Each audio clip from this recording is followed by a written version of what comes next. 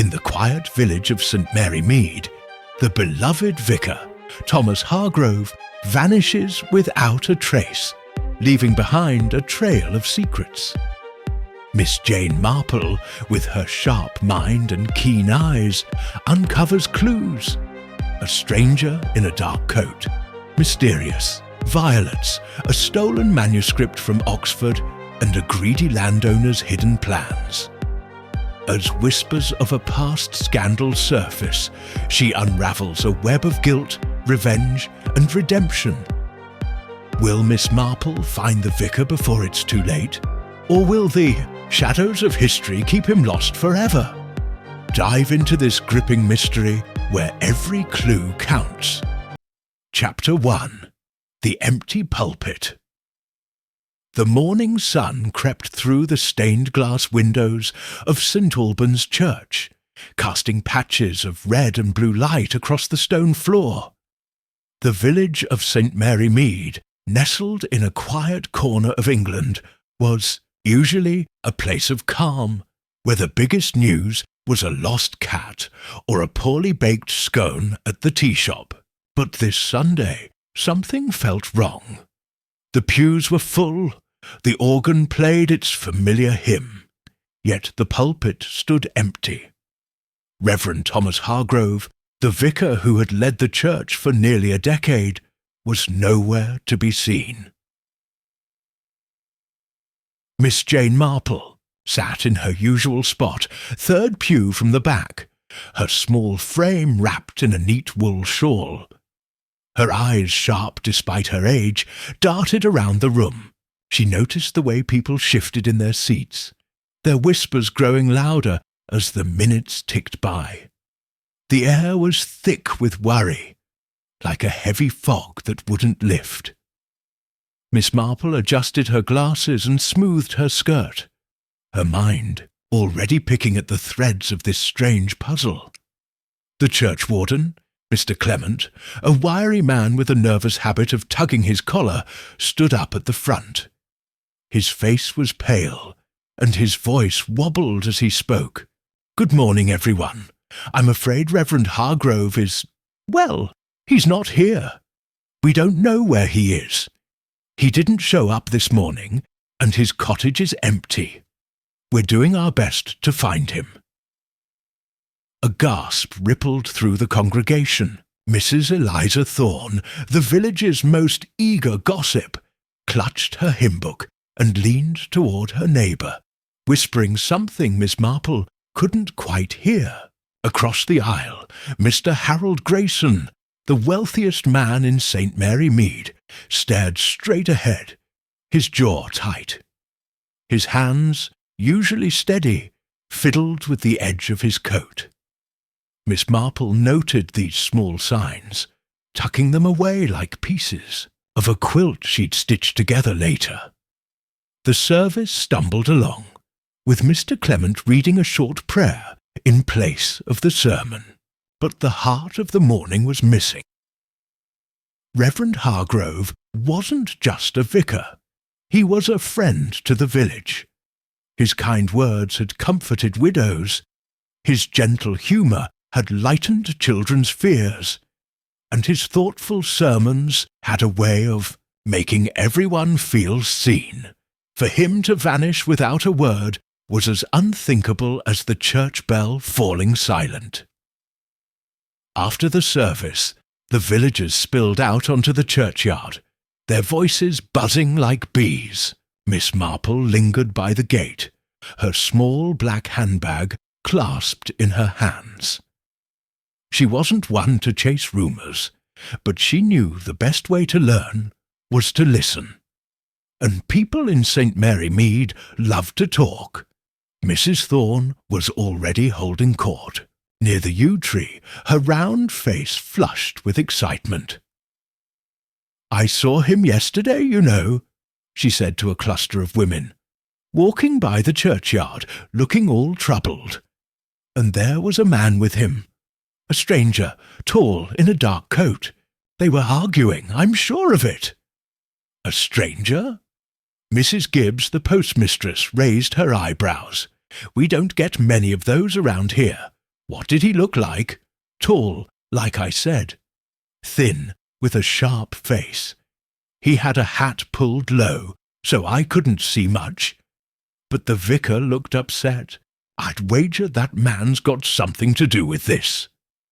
Miss Marple tilted her head, catching every word. A stranger in St. Mary Mead was rare, and an argument with the vicar was rarer still. She made a mental note to ask Mrs. Thorne for more. Details later, when the woman wasn't so eager to impress her audience. Nearby, young Lucy Carter, the baker's daughter, stood with her arms crossed, her freckled face scrunched in worry. Lucy was barely 16, but she had a sharp eye and a knack for noticing things others missed. Miss Marple approached her, offering a gentle smile. "Good morning, Lucy. You look troubled. Is something on your mind?" Lucy glanced around, then leaned closer. "It's the vicar, Miss Marple. I saw him last night near his cottage. It was late, after supper. He was standing by his gate, talking to someone. I couldn't see who, but it was a man, and he sounded angry. I didn't stay to listen. It felt wrong to eavesdrop, but now I wish I had." Miss Marple nodded, her expression soft, but her mind racing. "You did right, dear, but anything you remember might help.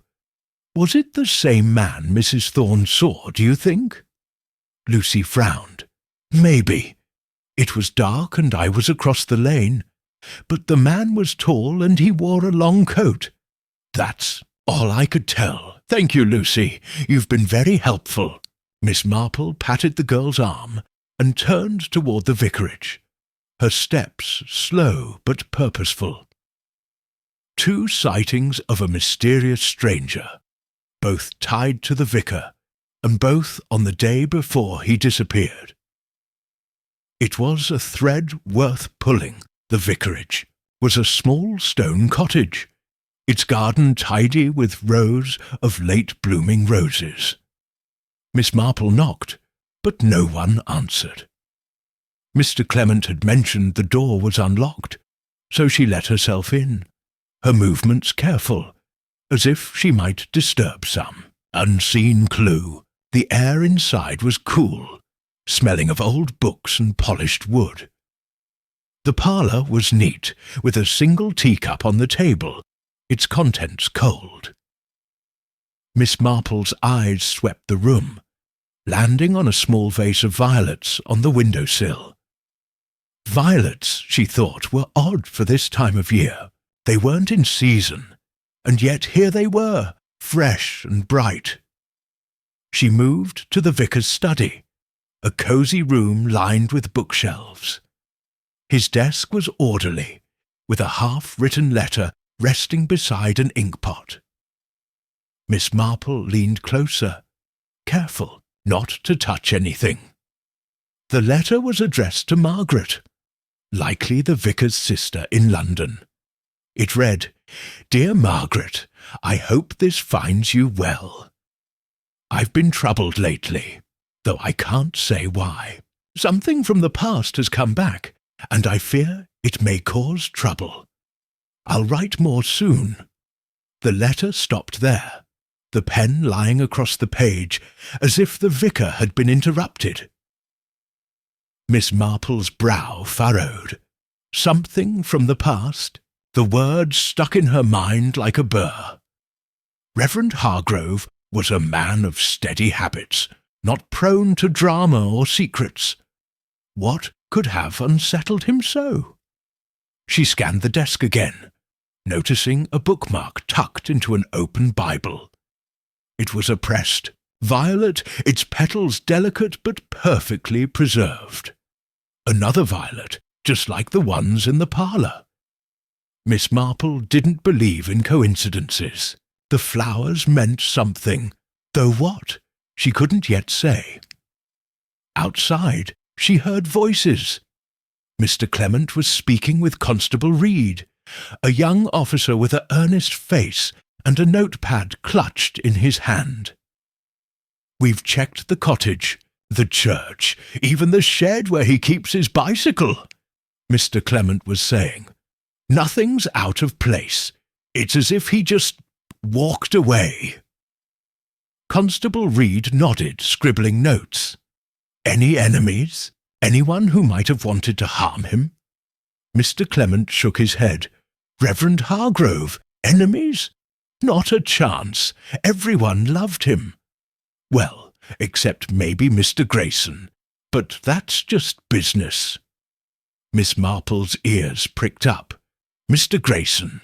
she asked, stepping forward with a polite smile. "What business would that be, Mr. Clement?" The churchwarden flushed, realizing he'd said more than he meant to. "Oh, nothing serious, Miss Marple. Just that Mr. Grayson wanted to buy some land near the church for building houses. The vicar didn't like the idea, said it was too close to the old graveyard, disrespectful to the history. They had words about it, but nothing to make a man disappear." Miss Marple nodded, her face giving nothing away. "Of course, just curious."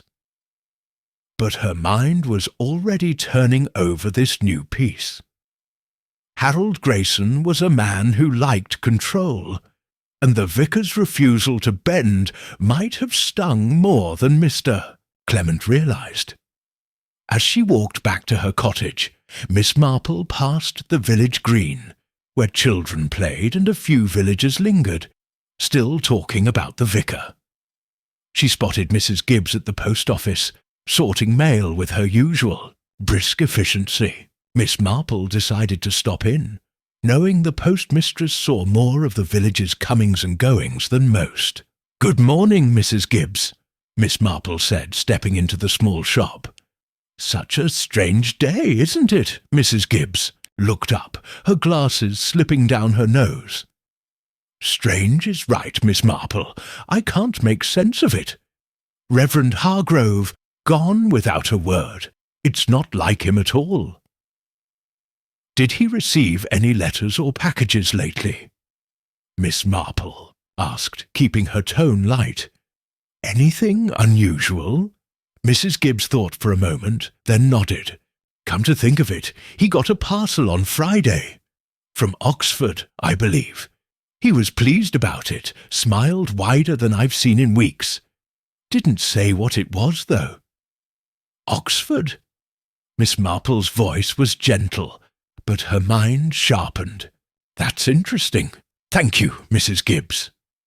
As she left the post office, Miss Marple's thoughts swirled. A stranger in a dark coat, an argument, a parcel from Oxford, a half-written letter about the past, and those curious violets. Each detail was a thread, and she knew from experience that threads, when pulled, could unravel even the tightest secrets.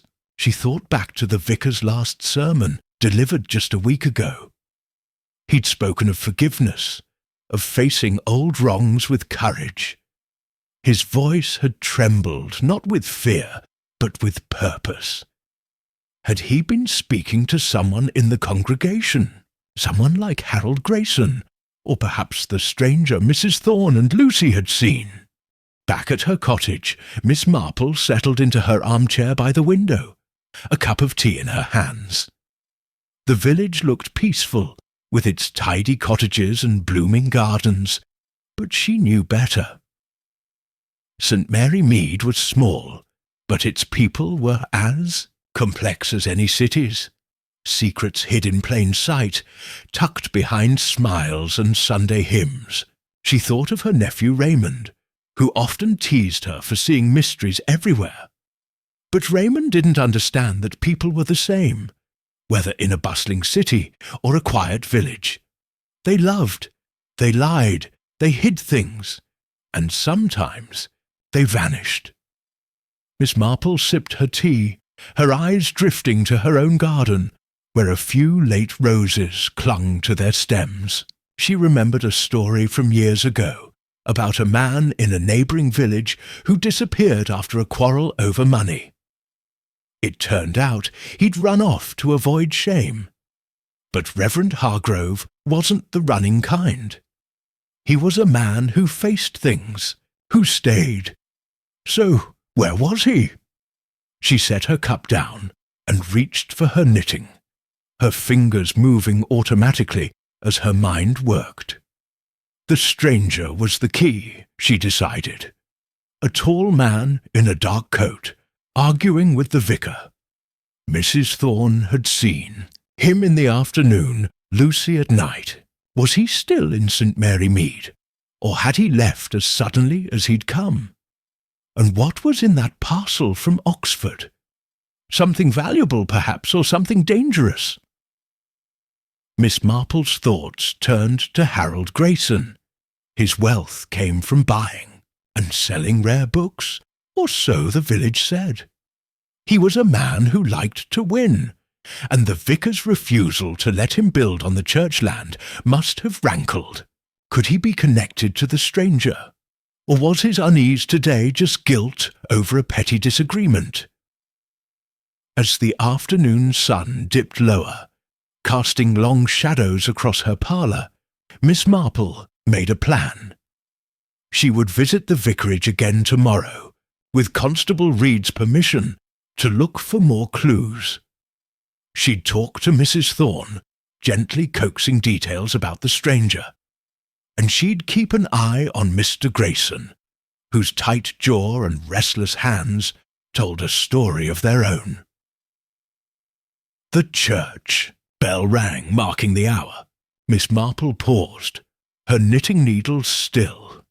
The bell was a reminder of the vicar, of his steady presence in St. Mary Mead.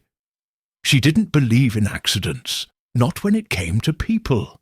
Someone, or something, had taken Reverend Hargrove away, and Miss Jane Marple, with her quiet ways and sharp mind, was determined to find out who and why.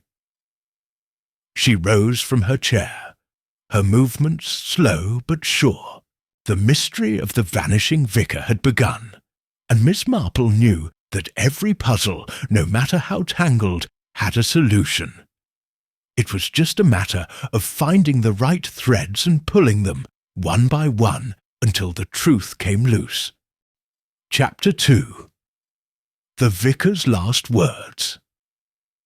The morning after the empty Sunday service, St. Mary Mead woke to a sky heavy with grey clouds, as if the village itself was brooding over the missing vicar. Miss Jane Marple sat at her breakfast table, a pot of tea steaming beside her toast. Her cottage was quiet, save for the ticking of the clock and the soft patter of rain against the windows. She hadn't slept much, her mind tangled with thoughts of Reverend Thomas Hargrove, the half-written letter, the pressed violet, the stranger in the dark coat. All these pieces danced in her head, waiting to be sorted into a pattern. Miss Marple wasn't one to rush. She knew mysteries were like her knitting. Pull too hard, and the yarn would knot. Work slowly, and the shape would come clear.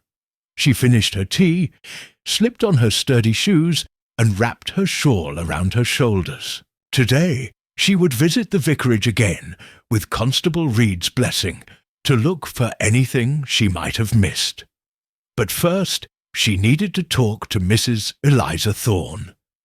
The village gossip might exaggerate, but her eyes missed little, and Miss Marple knew how to sift truth from embellishment. The rain had eased to a drizzle as Miss Marple stepped onto the lane. The village was subdued, its usual chatter dampened by worry.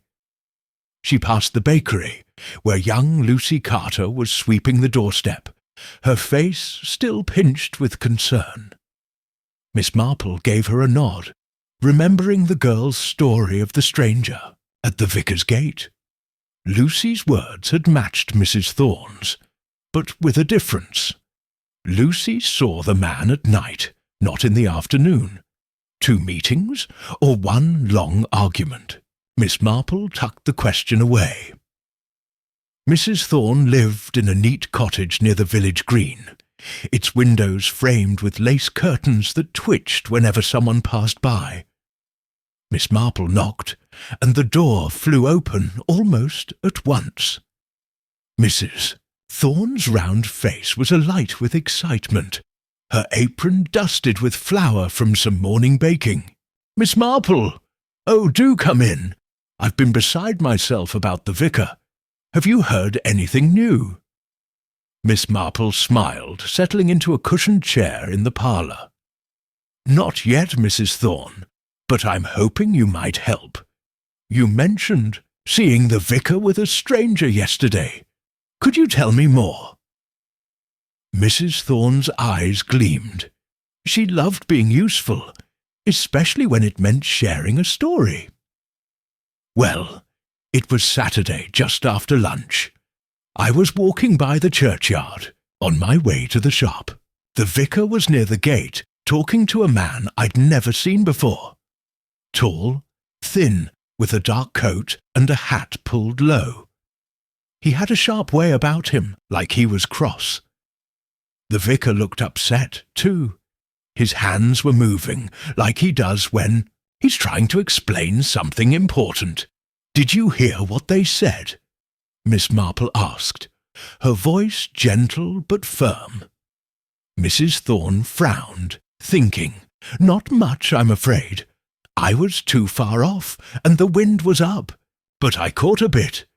The stranger said something about giving it back or making it right." The vicar shook his head like he didn't agree. Then they saw me and stopped talking. The stranger tipped his hat and walked off toward the woods. "The woods?" Miss Marple's eyebrows lifted slightly. The woods bordered the village, a tangle of oaks and brambles that led to an old mill no one used any more.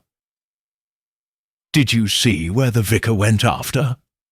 "He went back to the vicarage," Mrs. Thorne said. "Looked like he had the weight of the world on him. I thought about asking if he was all right, but, well, I didn't want to pry." Miss Marple nodded, though she knew Mrs. Thorne rarely resisted prying. "You've been very helpful. And last thing, did the stranger carry anything? A bag, perhaps, or a parcel?" Mrs. Thorne tilted her head. "Now you mention it, he had a small case, like a doctor's bag, under his arm. Black leather, I think. I didn't get a good look." Thanking her, Miss Marple left the cottage, her mind buzzing. A stranger demanding something be given back, a black leather case, and a walk toward the woods. These were new threads, and they pulled her toward the vicarage. She wanted to see that letter again, and perhaps find more about those curious violets. The vicarage was quiet when she arrived, the rain leaving puddles on the stone path. Constable Reed was there, his notebook out, talking to Mr. Clement. The churchwarden looked more frazzled than yesterday, his collar askew. "Miss Marple," he said, relief in his voice. "Constable Reed says you can look around, as long as you don't move anything." "I'll be careful," Miss Marple promised, stepping into the study. The room was as she'd left it, the desk tidy, the Bible open, the letter to Margaret unfinished. She read it again, the words about something from the past standing out like a warning. She checked the Bible, lifting the pressed violet bookmark. It was delicate, its edges curling slightly, as if it had been pressed years ago. She set it down and scanned the bookshelves, her eyes catching on a small gap between two volumes of sermons. She reached in, her fingers brushing something smooth, a notebook tucked out of sight. Miss Marple opened it carefully. It was a journal, the vicar's neat handwriting filling the pages. The entries were short, mostly about church duties or village events. but one from a week ago caught her eye. Received a letter from R.L. today. He wants to make amends after all these years. I don't know if I can face it, but I must try. God asks us to forgive, but it's harder than I thought. R.L. Who was that, and what needed forgiving? She turned to a later entry, dated Friday. The parcel came. It's more than I expected. I can't keep it here, but I don't know what to do. E.W. may come looking, and I fear what he'll do if he finds it. Miss Marple's pulse quickened. E.W. and a parcel, likely the one from Oxford Mrs. Gibbs mentioned. The initials stirred a memory, but it was too faint to grasp. She slipped the journal back, knowing she'd need to tell Constable Reed about it later. The violets on the windowsill drew her attention again. She counted 5, their purple petals bright against the grey day. Why violets, and why now? She remembered her aunt's garden, where violets bloomed in spring, not late autumn. These must have come from a greenhouse, or somewhere far off. Were they a gift, or something more? She made a note to ask the village florist, Mr. Phipps, if he'd sold any lately. Outside, Constable Reed was pacing the garden, his boots muddy. "Find anything, Miss Marple?" he asked, his tone polite but sceptical. He was young, eager to prove himself, but he didn't yet trust the instincts of an old lady who knitted. "A few things to think about," she said vaguely. "Have you searched the garden?" "Not much to see," Reed said. "No footprints, no broken branches. The rain's made a mess of things." Miss Marple nodded, but her eyes scanned the rose bushes. Something caught her attention. A scrap of paper caught in the thorns. She bent down, careful not to prick herself, and plucked it free. It was a torn envelope, the address smudged but legible. Reverend T. Hargrove, St. Albans Vicarage, St. Mary Mead. The postmark was Oxford, dated Friday. The parcel, she thought. But why was the envelope out here and torn? She handed it to Reed, who frowned. "Could have blown out of the rubbish," he said, but he tucked it into his notebook. Miss Marple didn't argue, but she doubted it was rubbish. Someone had been careless or in a hurry. Her next stop was the tea shop, where the village's pulse beat strongest. Mrs. Baker, the owner, was pouring tea for a cluster of women, their voices low but urgent. Miss Marple took a corner table, ordering a pot of Earl Grey. She listened as the women talked, their words a mix of worry and guesswork. "Maybe he ran off," one said. "Maybe he's sick," offered another. "Or maybe that stranger did something," whispered a third, glancing at Mrs. Thorne, who was holding court again. Miss Marple sipped her tea, letting the chatter wash over her. She thought of the vicar's last sermon, the one about forgiveness. She'd been in the front pew that day, close enough to see the sweat on his brow, the way his hands gripped the pulpit. He'd spoken of second chances, of facing old mistakes. His eyes had lingered on the congregation, as if searching for someone. Had he been speaking to R.L., or perhaps E.W.? Or was it Harold Grayson, whose land deal the vicar had blocked? She decided to visit Mr. Phipps, the florist, whose shop was a riot of colour despite the season. He was a cheerful man, always ready, with a smile. "Miss Marple, come for some roses," he called as she entered. "Not today, Mr. Phipps. I'm curious about violets. Have you sold any lately?" He scratched his head. "Violets? Not in months. They're out of season, you know. I could get some from a greenhouse in London, But no one's asked. Not even the vicar. She pressed. No, ma'am. He likes his roses, but he's never asked for violets. Miss Marple thanked him and left, her mind turning over the puzzle. If the violets didn't come from Mr. Phipps, where had they come from? And why were they in the vicarage, fresh as if picked yesterday? Back at her cottage, Miss Marple lit a fire and settled into her armchair. She spread her notes on the table, mental notes mostly, as she rarely wrote things down. The stranger, the parcel, the violets, the letter, the journal, the torn envelope. Each was a clue, but none fit together. Yet she thought of her friend Dolly Bantry, who loved detective novels and always wanted a neat solution by the end of the first chapter. But real life wasn't like that. Real life was messy, full of loose ends and hidden truths. She recalled a story from years ago about a man in a nearby village who vanished after a letter arrived from an old friend. It turned out he'd gone to meet the friend, hoping to settle an old debt. Was the vicar's disappearance like that? Had the parcel from Oxford stirred something up? Something tied to RL or EW? And what was the stranger's role?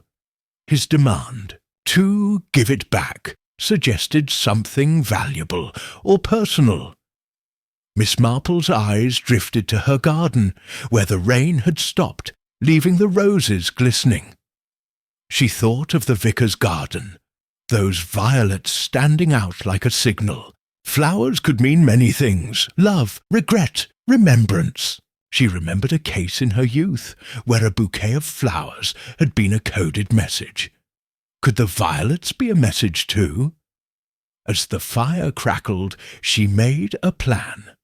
Tomorrow she'd ask Constable Reed to check the woods near the churchyard, where Mrs. Thorne had seen the stranger go. She'd also write to Margaret, the vicar's sister, to ask about RL and EW. And she'd keep an eye on Harold Grayson, whose unease at church hadn't escaped her. He knew more than he was saying. She was sure of it. The clock struck 5, and Miss Marple rose to make another pot of tea. The mystery was growing, its threads weaving a pattern she couldn't yet see. But she was patient. She'd seen enough of human nature to know that secrets like seeds always came to light. It was just a matter of time, and a little gentle tugging. Chapter 3. Shadows in the Village. The rain had cleared by Monday morning, leaving St. Mary Mead sparkling under a pale sun. The village tried to carry on as usual, with children scampering to school and shopkeepers opening their doors. But the absence of Reverend Thomas Hargrove hung over everything like a stubborn mist. Miss Jane Marple stood at her garden gate, her eyes scanning the lane. She'd spent the previous evening poring over the clues in her mind: the stranger in the dark, coat, the torn envelope from Oxford, the vicar's journal with its cryptic initials RL and EW, and those out-of-season violets. Each was a piece of the puzzle, and today she meant to find more. Miss Marple adjusted her hat, a practical brown one with a small feather, and set off toward the village green. Her plan was twofold. First, to speak with young Tommy, the butcher's boy who often ran errands for the vicar and might have seen something. Second, to visit the woods where Mrs. Thorne had seen the stranger head after his argument with Reverend Hargrove. The woods were a likely place for secrets to hide, and Miss Marple had a knack for spotting what others overlooked. The butcher's shop smelled of fresh meat and sawdust, and Tommy was behind the counter, chopping sausages with more enthusiasm than skill. He was a lanky boy of 14, with a mop of red hair and a grin that faded when he saw Miss Marple. "Morning, miss," he said, wiping his hands on his apron. "You hear about the vicar?" "You're a sharp one, Tommy," Miss Marple said, her smile warm. "I hear you're often at the vicarage, delivering meat or running messages. Did you notice anything odd last week? Anyone visiting, perhaps?" Tommy scratched his nose, thinking. Well, the vicar was quieter than usual. Friday, when I brought his chops, he was in his study, looking at a parcel. He seemed excited but nervous, like he didn't want me to see it. Kept it half covered with a cloth. "A parcel?" Miss Marple kept her voice light, though her heart quickened. "Did you see what was in it?" "Nah, he tucked it away quick. But it was small, like a book or a box. And there was a letter with it, from Oxford, I think. He put it in his desk drawer." Miss Marple nodded, filing this away. The parcel matched Mrs. Gibbs's story, and the letter could be the torn envelope she'd found in the garden. "Anything else, Tommy? Did you see anyone around the vicarage?" Tommy hesitated, glancing at the door as if worried someone might overhear. "Saturday morning, I saw a man hanging about the lane near the vicar's gate, tall, in a dark coat. He was just standing there watching the cottage. I thought he was waiting for someone, but he didn't knock or nothing. Gave me the creeps." "Did he see you?" Miss Marple asked. "Don't think so. I was on my bike, coming back from a delivery. He was half hidden by the hedge. I didn't stick around to stare. You've done well to remember, Tommy. If you think of anything else, come find me." Miss Marple gave him a shilling, which made his eyes light up, and left the shop. The stranger again, she thought. Seen by Mrs. Thorne in the afternoon, Lucy at night, and now Tommy in the morning. He was circling the vicar like a hawk, but why? Her next stop was the woods, a short walk past the churchyard. The path was muddy from the rain, and she picked her way carefully, her sensible shoes sinking slightly into the earth. The woods were dense with oak and ash trees, their branches forming a canopy that dimmed the sunlight. Miss Marple moved slowly, her eyes scanning the ground. She wasn't sure what she hoped to find.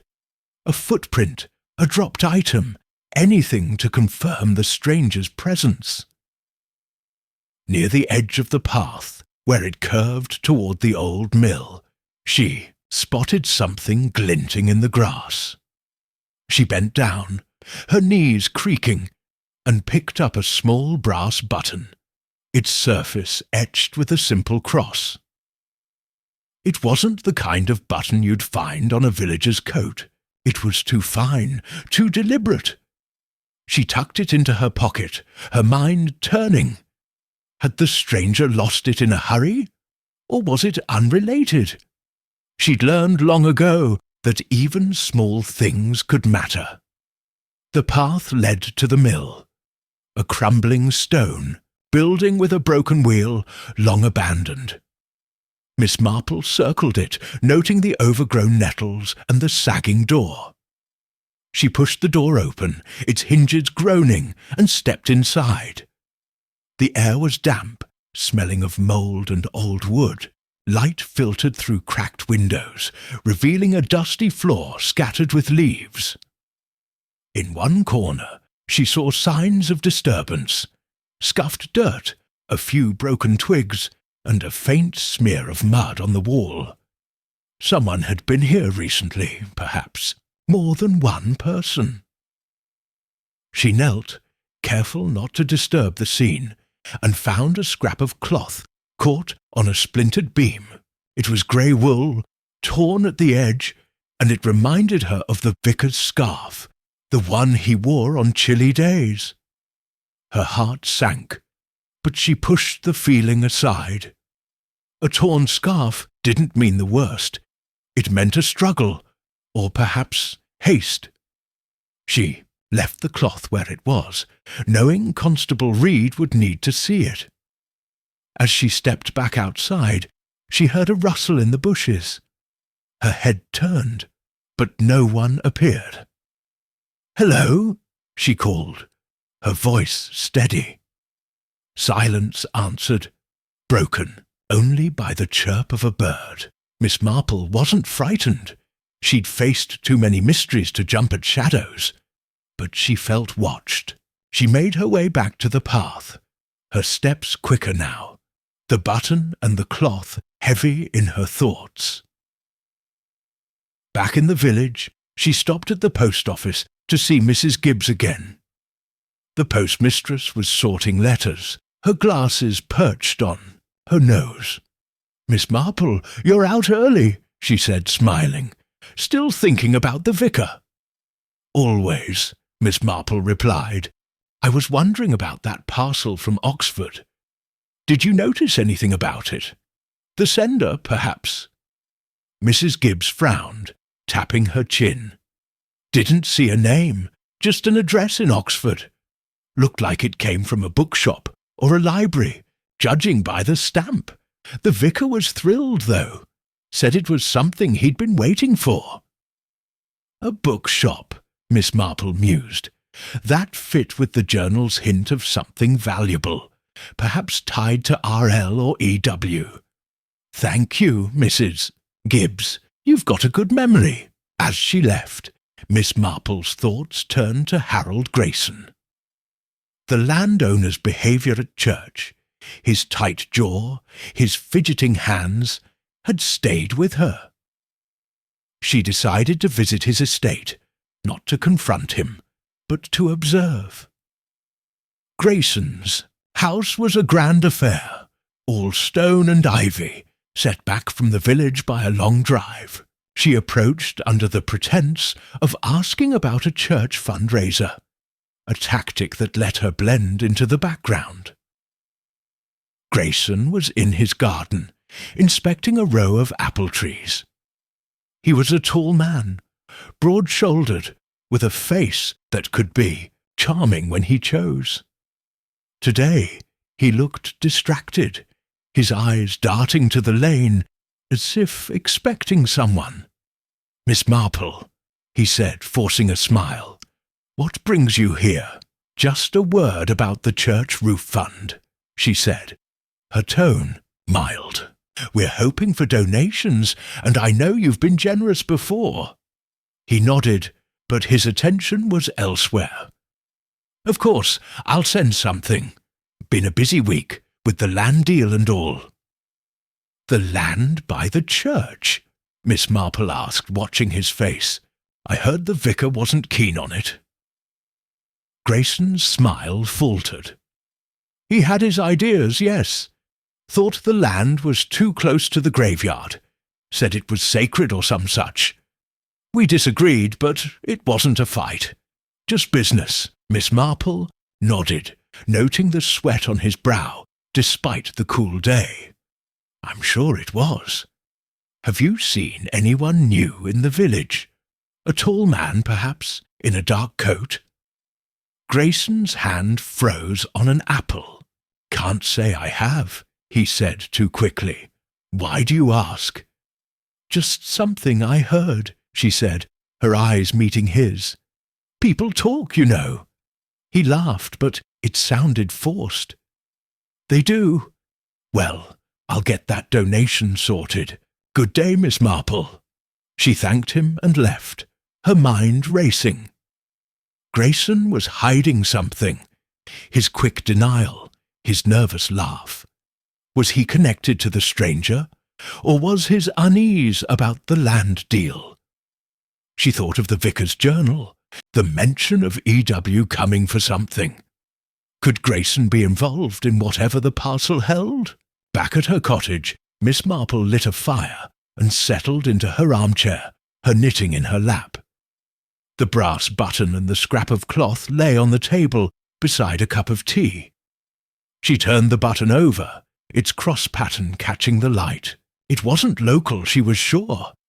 Perhaps it belonged to the stranger's coat, lost in a scuffle at the mill. The cloth, too, pointed to the vicar's presence there. Had he been taken, or had he fled? She thought back to the vicar's sermon, his words about facing old wrongs. She'd noticed his gaze lingering on the front pews, where Grayson sat with his wife. Had he been speaking to Grayson, or someone else? She recalled a story from her youth about a man who disappeared after a stranger came to town, demanding payment for an old debt. The man had been hiding a secret, one that unravelled when the stranger's identity was revealed. Was the vicar's past catching up with him? Miss Marple's eyes drifted to her garden, where the last roses clung to their stems. She thought of the violets, their strange presence in the vicarage. She'd confirmed with Mr. Phipps that they weren't local, which meant they'd been brought in, perhaps with the parcel. Were they a gift, a warning, or a symbol? She remembered her aunt's stories of flowers used as messages. Roses for love, lilies for death. Violets often meant loyalty, or sometimes regret. She made a mental list. Talk to Constable Reed about the mill, write to Margaret Hargrove about RL and EW, and watch Grayson closely. The stranger was still the key, she felt. His sightings, morning, afternoon, night, suggested he'd been in the village all day Saturday, perhaps waiting for the right moment. But for what? As the fire crackled, Miss Marple picked up her knitting, her fingers moving steadily. The mystery was growing, its pieces scattered but starting to connect. She wasn't worried. She'd solved puzzles before, in St. Mary Mead and beyond. People were the same everywhere, full of hopes and fears, secrets and truths. The vicar was out there, and she'd find him, one careful step at a time. Chapter 4. Whispers of the Past. The morning light filtered through Miss Jane Marple's lace curtains, casting delicate patterns on her parlour floor. It was Tuesday, and St. Mary Mead remained unsettled, the absence of Reverend Thomas Hargrove. Like a missing note in a familiar song, Miss Marple sat at her small writing desk, a cup of tea cooling beside her. Her mind was a whirl of clues. The stranger in the dark coat, the torn envelope from Oxford, the vicar's journal mentioning RL and EW, the out-of-season violets, the brass button with a cross, and the scrap of grey wool from the old mill. Each piece was a thread in a tapestry she was determined to unravel. Today she had a new plan. The journal's cryptic entries about a past needing forgiveness pointed to something beyond St. Mary Mead, likely tied to the Oxford parcel. She decided to telephone Margaret Hargrove, the vicar's sister in London, to learn more about RL and EW. But first, she would visit the village library, a modest room above the post office, to dig into old records. Miss Marple knew that secrets often hid in dusty pages, and the vicar's past might hold the key to his present absence. She slipped on her coat, a practical grey one that matched the cloudy sky, and walked to the library. The village was quiet, though whispers about the vicar followed her like a shadow. At the baker's, Lucy Carter was stacking loaves, her eyes still worried. At the grocer's, Mrs. Gibbs sorted parcels with a frown. Miss Marple nodded to them, her face calm, but her thoughts sharp. The stranger's presence, seen by Tommy in the morning, Mrs. Thorne in the afternoon, and Lucy at night, suggested a man with purpose, perhaps dangerous. The button and wool from the mill hinted at a struggle, but no blood, no body. The vicar was likely alive, she thought, but where? The library was a cosy space, smelling of old paper and polish. Miss Marple greeted Mrs. Langley, the librarian, a thin woman with a love for history. "Good morning, Mrs. Langley. I'm looking for anything about Oxford, perhaps 20 years back. Newspapers, records, anything you have." Mrs. Langley raised an eyebrow, but didn't question. "Oxford, you say? We've got some old papers in the back, from when the county library sent us their overflow. Let me fetch them." While Mrs. Langley rummaged in a storeroom, Miss Marple scanned the shelves. Her eyes caught on a book about church history, its spine worn. She flipped through it, pausing at a section on religious artifacts. A passage mentioned a medieval manuscript, a rare prayer book stolen from an Oxford college 2 decades ago. The case had caused a stir, with a young scholar briefly suspected but never charged. Could this be the past the vicar wrote of? She tucked the book under her arm, a hunch forming. Mrs. Langley returned with a stack of yellowed newspapers. "These are from the early 1900s, mostly Oxford news. Anything specific you're after?" "Just a feeling," Miss Marple said, her smile disarming. She spent an hour sifting through the papers, her fingers careful on the brittle pages. A 1905 edition of the Oxford Chronicle. She found it. A front-page story about the stolen manuscript. The prayer book, valued for its illuminated pages, had vanished from a university library. A young theology student, Thomas Hargrove, had been questioned, as had his friend Robert Langley. No proof was found, and the case went cold. Robert Langley, R.L. Miss Marple's pulse quickened. The vicar's journal had mentioned R.L. wanting to make amends. Was this the connection? She thanked Mrs. Langley and left, the book and her notes tucked in her bag. Robert Langley, she recalled, was a recluse who lived on the edge of St. Mary Mead, in a crumbling cottage by the river. He rarely came to the village, but she'd seen him at church once, a nervous man with darting eyes. Could he have sent the Oxford parcel? And who was E.W., the other name in the journal? Back at her cottage, Miss Marple dialed Margaret Hargrove's number, using the telephone in her parlour. The line crackled, then cleared as a warm voice answered. "Hello, this is Margaret." "Good morning, Miss Hargrove. It's Jane Marple from St. Mary Mead. I'm calling about your brother Thomas. I'm trying to help find him." Margaret's voice trembled. "Oh, Miss Marple, thank you. I've been so worried. The police called yesterday, but they've found nothing. Do you have any news?" "Not yet, but I'm piecing things together. Thomas mentioned you in a letter he didn't finish. He wrote about something from the past troubling him. Do you know what he meant?" There was a pause, long enough to make Miss Marple's fingers tighten on the receiver. "He never said much about his past," Margaret began. "But years ago in Oxford he was mixed up in something. A manuscript went missing from the university. Thomas wasn't guilty, but he was questioned, and it hurt him deeply. He felt he'd failed a friend." "A friend named Robert Langley?" Miss Marple asked gently. "Yes. How did you know?" "Robert was his closest friend at college. They were both scholars, always buried in books.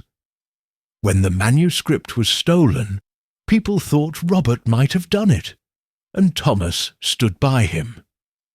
It cost Thomas his reputation for a time. He left Oxford soon after." Miss Marple nodded, though Margaret couldn't see. "And E.W.? Does that mean anything to you?" Margaret hesitated. Edmund Weston, perhaps. He was Clara's brother, Clara Weston, Thomas's fiancée back then. She broke off the engagement after the scandal, and Edmund blamed Thomas. He was angry, said Thomas had ruined Clara's life.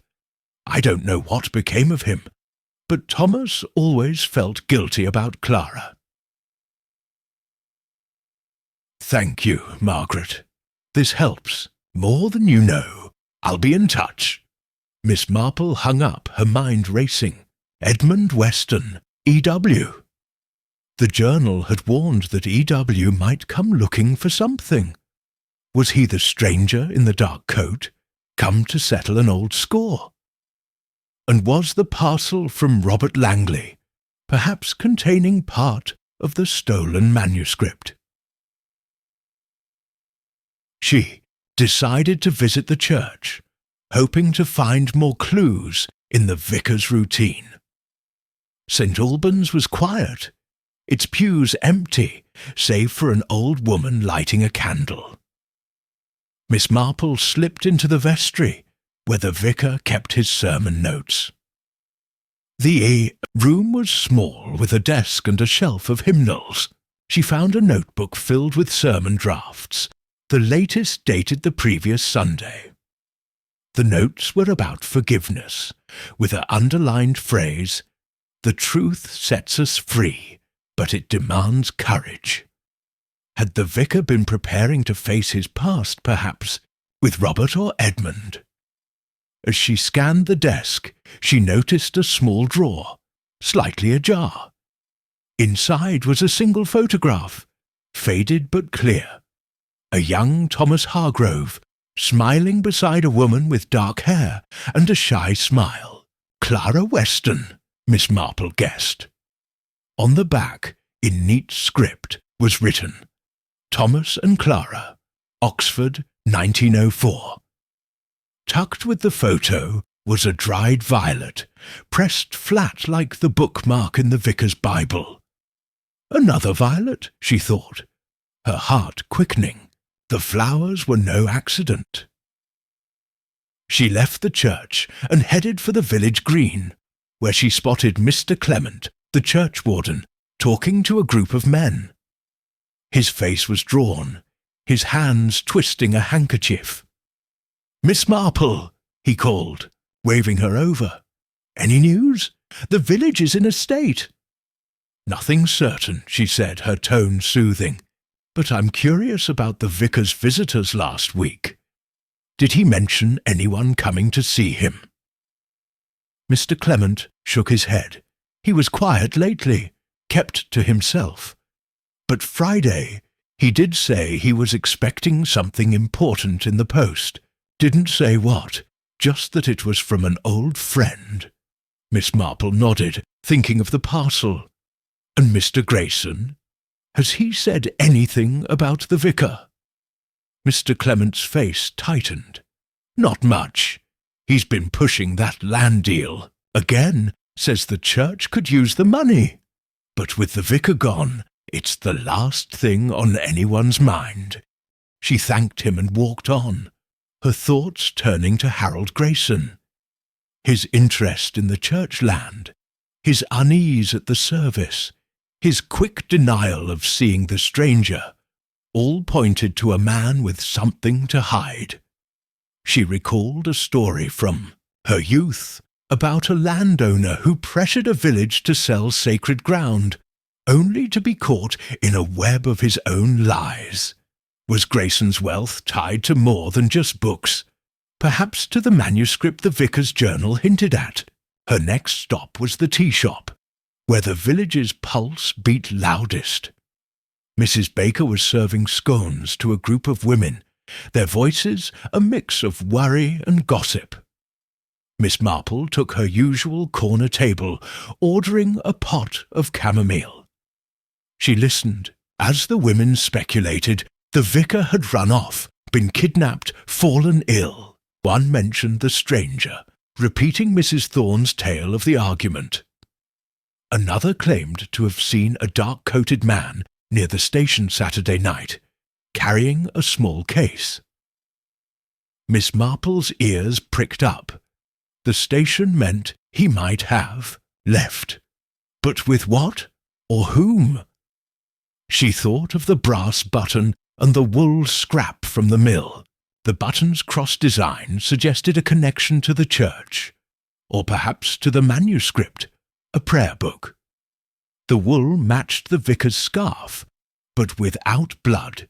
She hoped he'd escaped whatever happened there. The violets, too, kept nagging at her.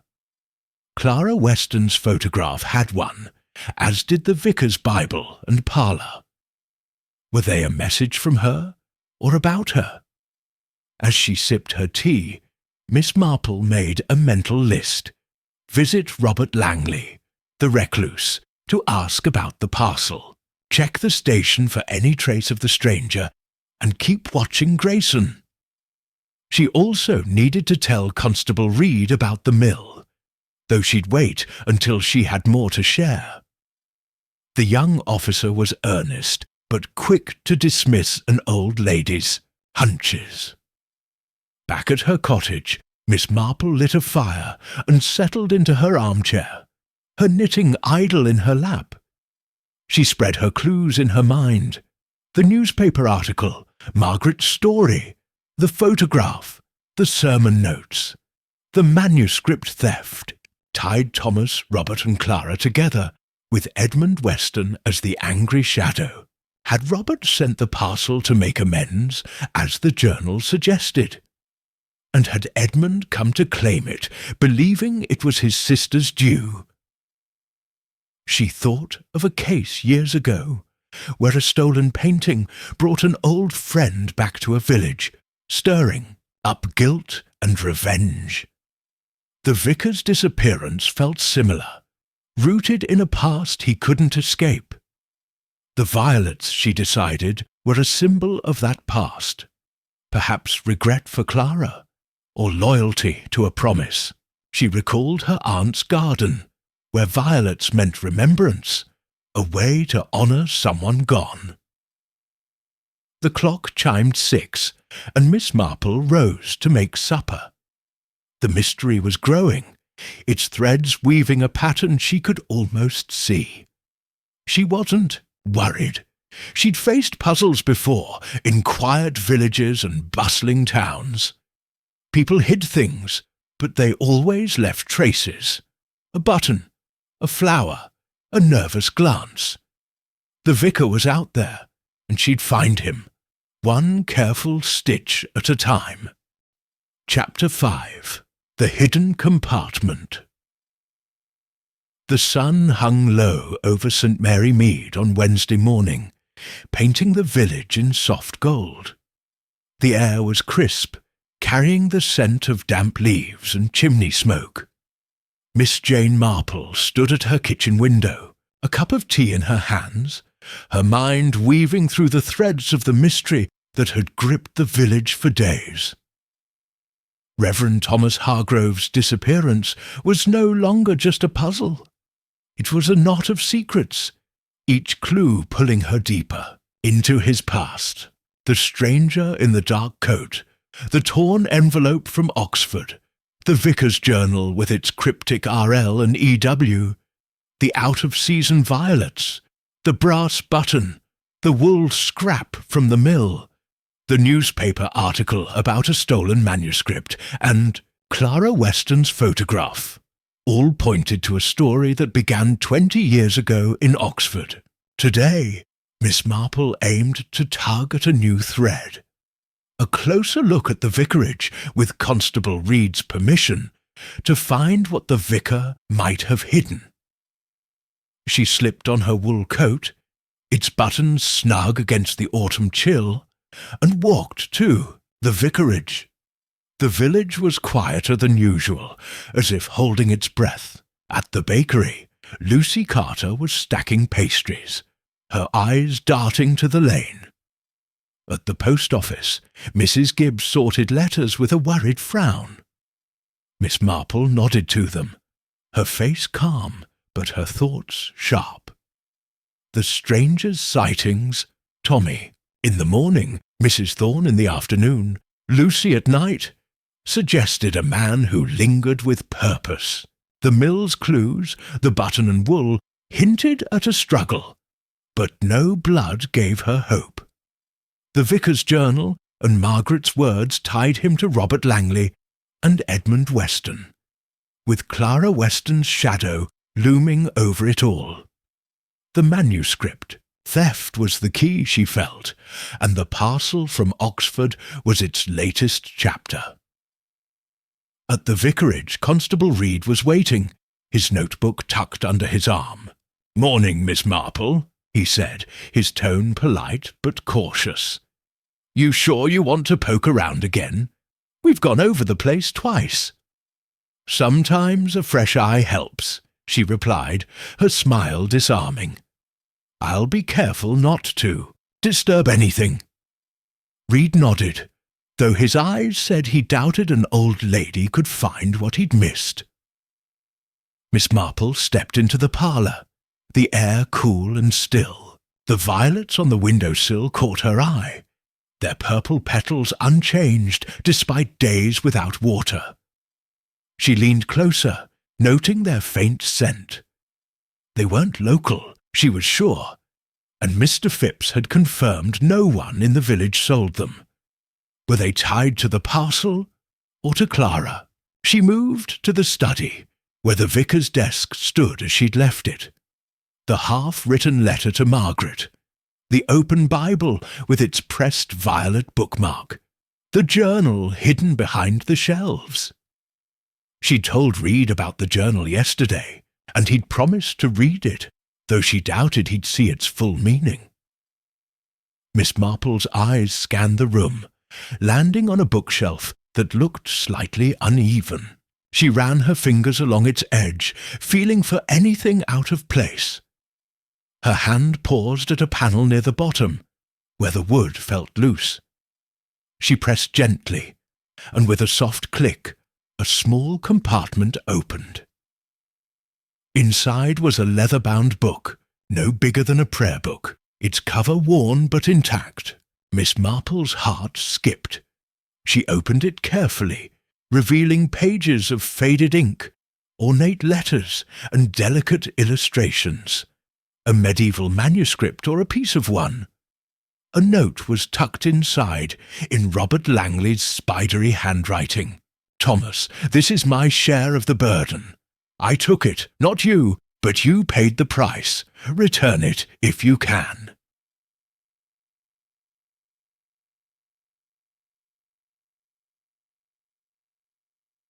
This was the parcel from Oxford, she realised, or part of it. Robert had sent a fragment of the stolen manuscript, hoping to clear his conscience. But why now? And why had it brought trouble? She closed the compartment, leaving the book inside, and called for Reed.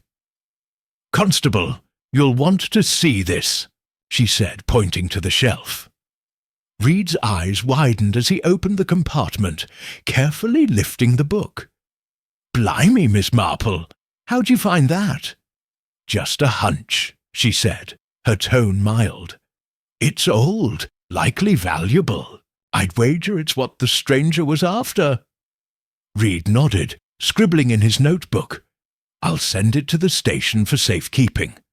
Could be tied to the vicar's disappearance." Miss Marple agreed, though she kept her thoughts private. The manuscript fragment explained the journal's worry about E.W. coming for something.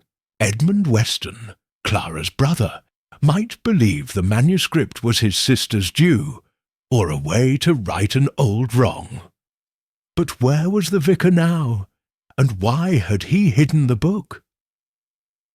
Her next stop was the village station, a small brick building where trains to London passed twice daily. The station master, Mr. Finch, was a cheerful man with a habit of whistling. "Miss Marple, not travelling, are you?" he called as she approached. "Not today, Mr. Finch. I'm wondering if you saw a stranger here Saturday night, tall in a dark coat, maybe with a small case?" Finch rubbed his chin. Now you mention it, I did see a fellow like that. Came in just before the last train, about 9. Didn't buy a ticket, just stood by the platform, looking nervous. Had a black case under his arm, like a doctor's bag. He left when the train pulled out. Did he speak to anyone? Miss Marple asked. Not that I saw. Kept to himself, then walked off toward the woods. Odd, now I think of it. Miss Marple thanked him, her mind turning. The stranger at the station matched Lucy's sighting at the vicarage and Mrs. Thorne's at the churchyard. He hadn't left St. Mary Mead, at least not by train. Was he still here, hiding? And had he met the vicar at the mill, where the wool and button suggested a struggle? She decided to visit Robert Langley, the recluse whose name kept surfacing. His cottage was a mile from the village, a sagging structure by the river, its windows dark. Miss Marple knocked, and after a long pause, the door creaked open. Robert was a thin man, his hair grey and unkempt, his eyes wary. "Miss Marple," he said, his voice hoarse, "what do you want?" "I'm looking into the vicar's disappearance," she said, her tone gentle but firm. "I found a note from you, with a book. Can you tell me about it?" Robert's face paled, and he stepped back, letting her in.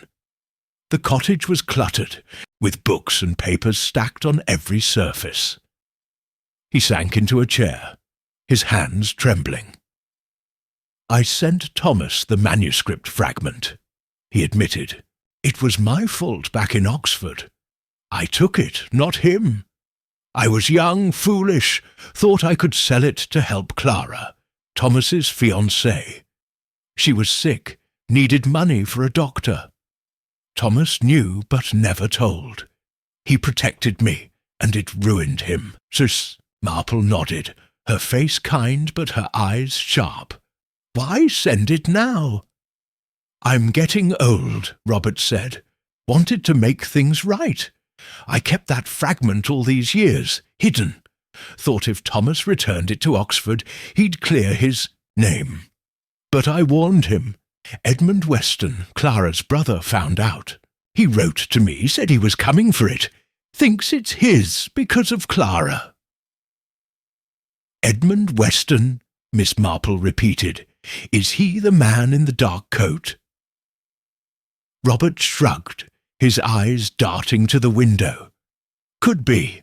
I never saw him, but he's angry, always was. Blames Thomas for Clara's death." Miss Marple thanked him and left, her mind buzzing. Robert's story confirmed the manuscript's role, and Edmund Weston's anger gave him a motive. The violets, she thought, might be tied to Clara, perhaps a symbol of her memory, sent with the parcel or left by Edmund as a taunt. Back in the village, she stopped at the tea shop, where Mrs. Baker was serving tea to a group of women. There, chatter was all about the vicar, with wild guesses about ghosts and robbers. Miss Marple took her corner table, listening as she sipped her tea. One woman mentioned seeing a strange man near the church Saturday morning, carrying a small case. Another said Mr. Grayson had been at the vicarage that day, asking about the land deal. Miss Marple's ears pricked up. Grayson again, always circling the edges of this mystery. She thought of the mill, the wool suggesting the vicar had been there. Had Edmund confronted him, demanding the manuscript? The button with its cross might belong to Edmund's coat, lost in a scuffle. But why hide the manuscript in the vicarage? Was the vicar protecting it or planning to return it? As she walked home, Miss Marple passed Grayson's estate.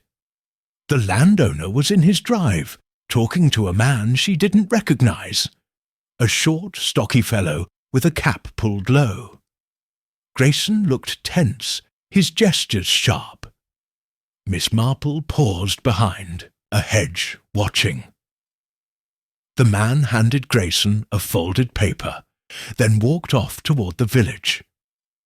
Grayson glanced around, then slipped the paper into his pocket. Miss Marple made a note to ask Constable Reed if Grayson had mentioned any visitors. At her cottage she lit a fire and settled into her armchair, her knitting untouched. The manuscript fragment was the heart of the mystery, she decided. Robert stole it. Thomas protected him. Clara suffered, and Edmund sought revenge. The parcel had brought it all back, stirring old wounds. The violets, she mused, were likely Clara's favourite flower, a reminder of her in life and death. She recalled a case from her youth, where a stolen heirloom led to a disappearance, solved when a hidden letter revealed the truth. Was the vicar hiding or taken? She made a plan. Tell Reed about the mill's clues. Ask Margaret about Clara's love for violets, and watch Grayson closely.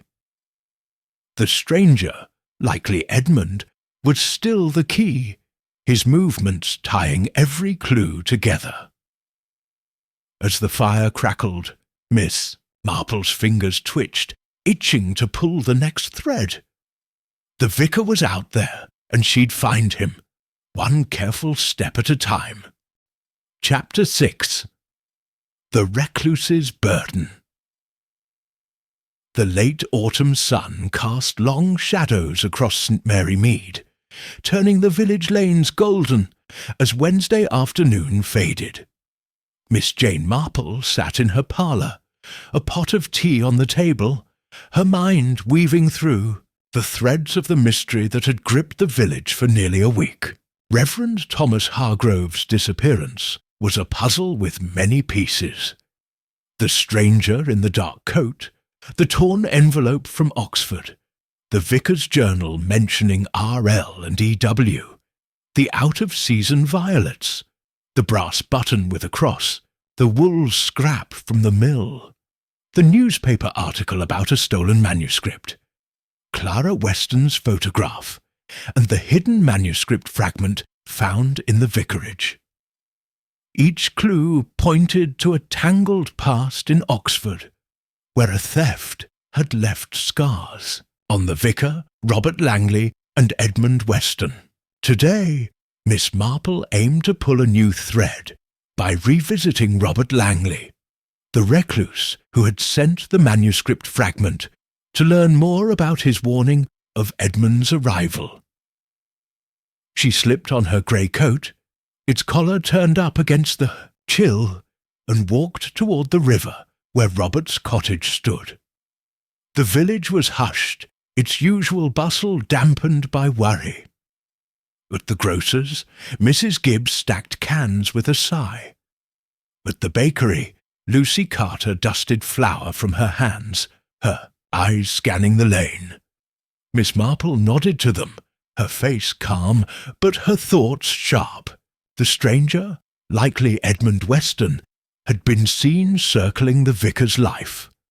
By Tommy in the morning, Mrs. Thorne in the afternoon, Lucy at night, and Mr. Finch at the station. The mill's clues suggested a struggle, but the absence of blood kept hope alive. The manuscript fragment hidden in the vicarage was the heart of the matter, and Robert's confession had tied it to Clara Weston's tragedy. But what had driven Edmund to St. Mary Mead, and where was the vicar now? The river path was muddy, lined with willows that drooped under the weight of recent rain. Robert's cottage was a lonely sight, its roof sagging, its windows dim. Mrs. Hood, Marple knocked, her knuckles firm against the weathered door. After a long pause, Robert opened it, his thin frame hunched, his eyes flickering with unease. "Miss Marple," he said, his voice low, "back so soon? I need your help, Mr. Langley," she said, her tone gentle but steady. "The vicar's," still missing, and your note with the manuscript tells me you know more than you've said." Robert hesitated, then stepped aside, letting her into the cluttered parlour. Books and papers teetered on every surface, and a faint smell of damp hung in the air. He sank into a worn chair, his hands twisting together. "I told you about the manuscript," he said. "I stole it, not Thomas. I sent him a piece to make things right. What more do you want?" Miss Marple sat across from him, her eyes kind but piercing. "You wrote that Edmund Weston was coming. How did you know? And why now, after all these years?" Robert's shoulders sagged, as if the weight of his past pressed harder.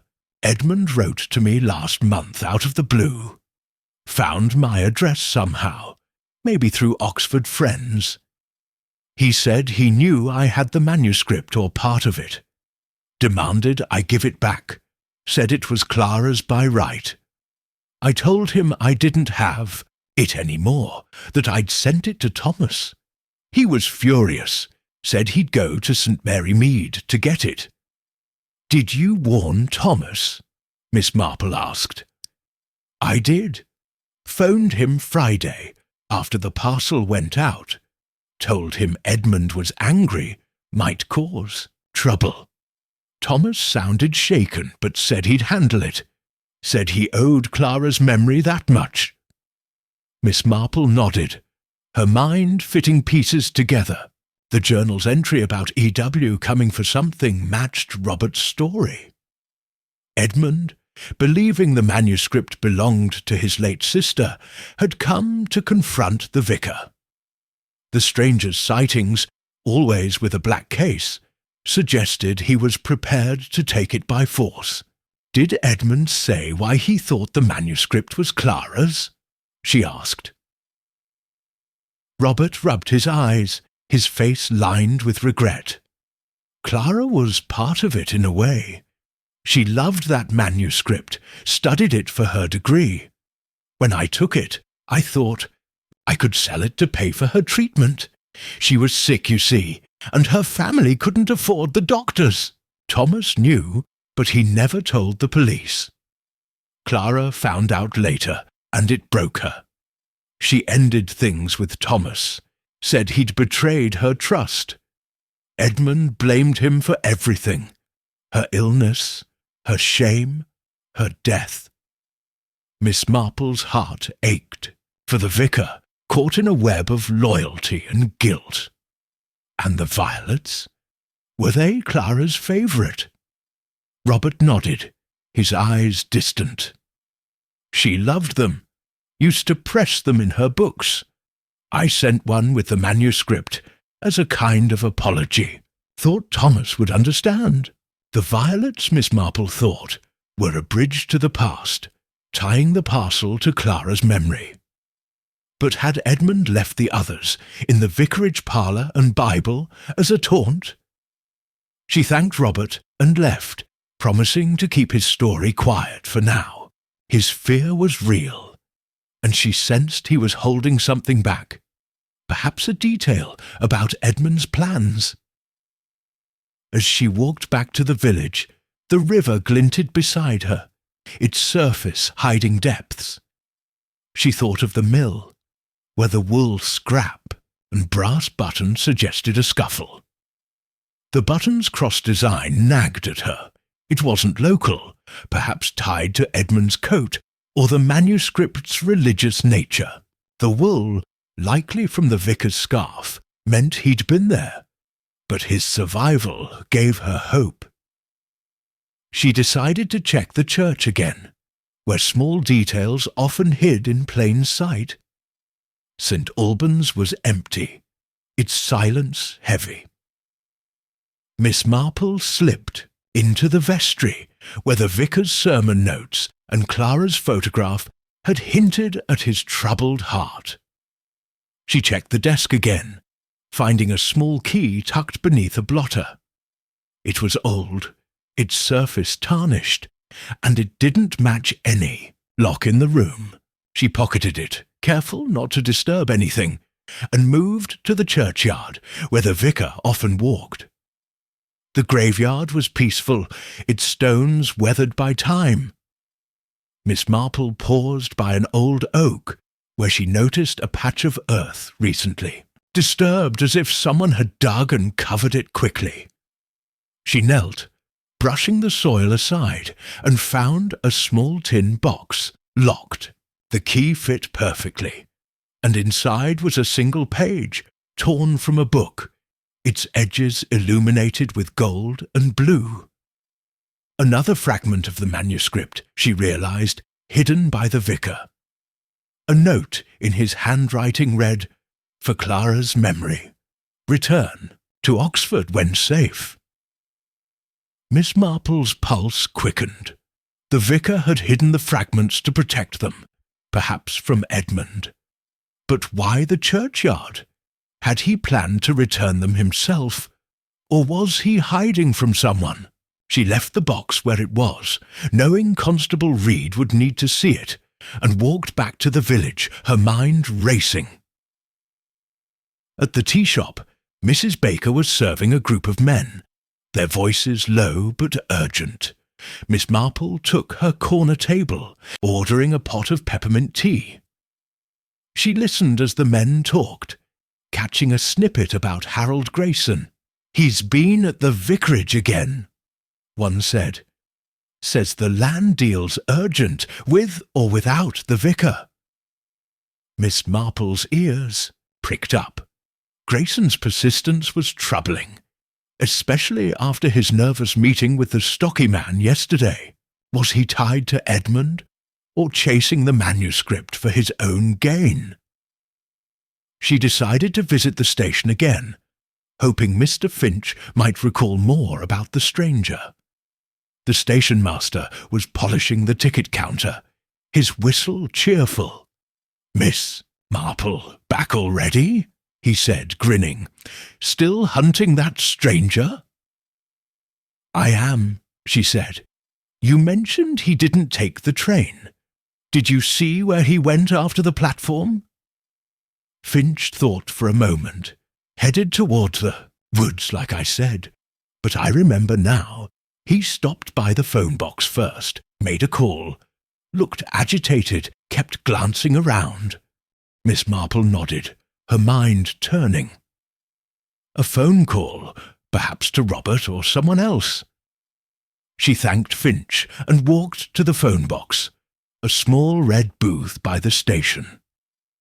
Inside, she found a scrap of paper wedged in the corner, with a number scrawled in pencil. It was a London exchange, not one she recognized.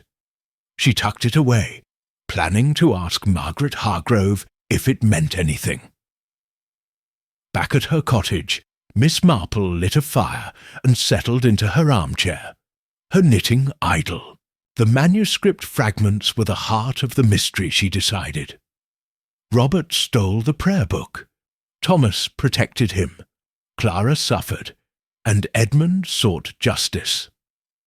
The violets were Clara's echo, a symbol of regret or accusation.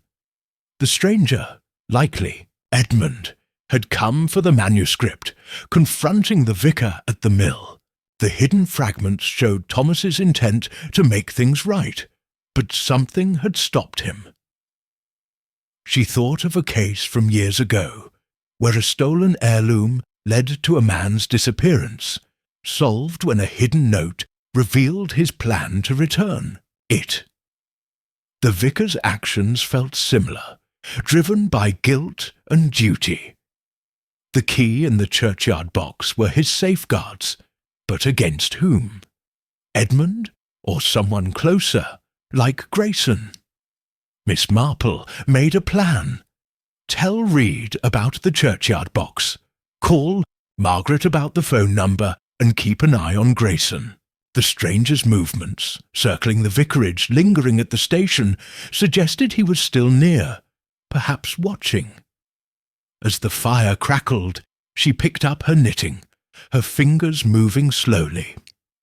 The mystery was a tangle, But she was patient. Secrets, like rivers, always found their way to the surface, and she'd be there when they did. Chapter 7. Tracks in the dust Thursday morning broke over St. Mary Mead with a thin mist, cloaking the village in a hush that matched its mood.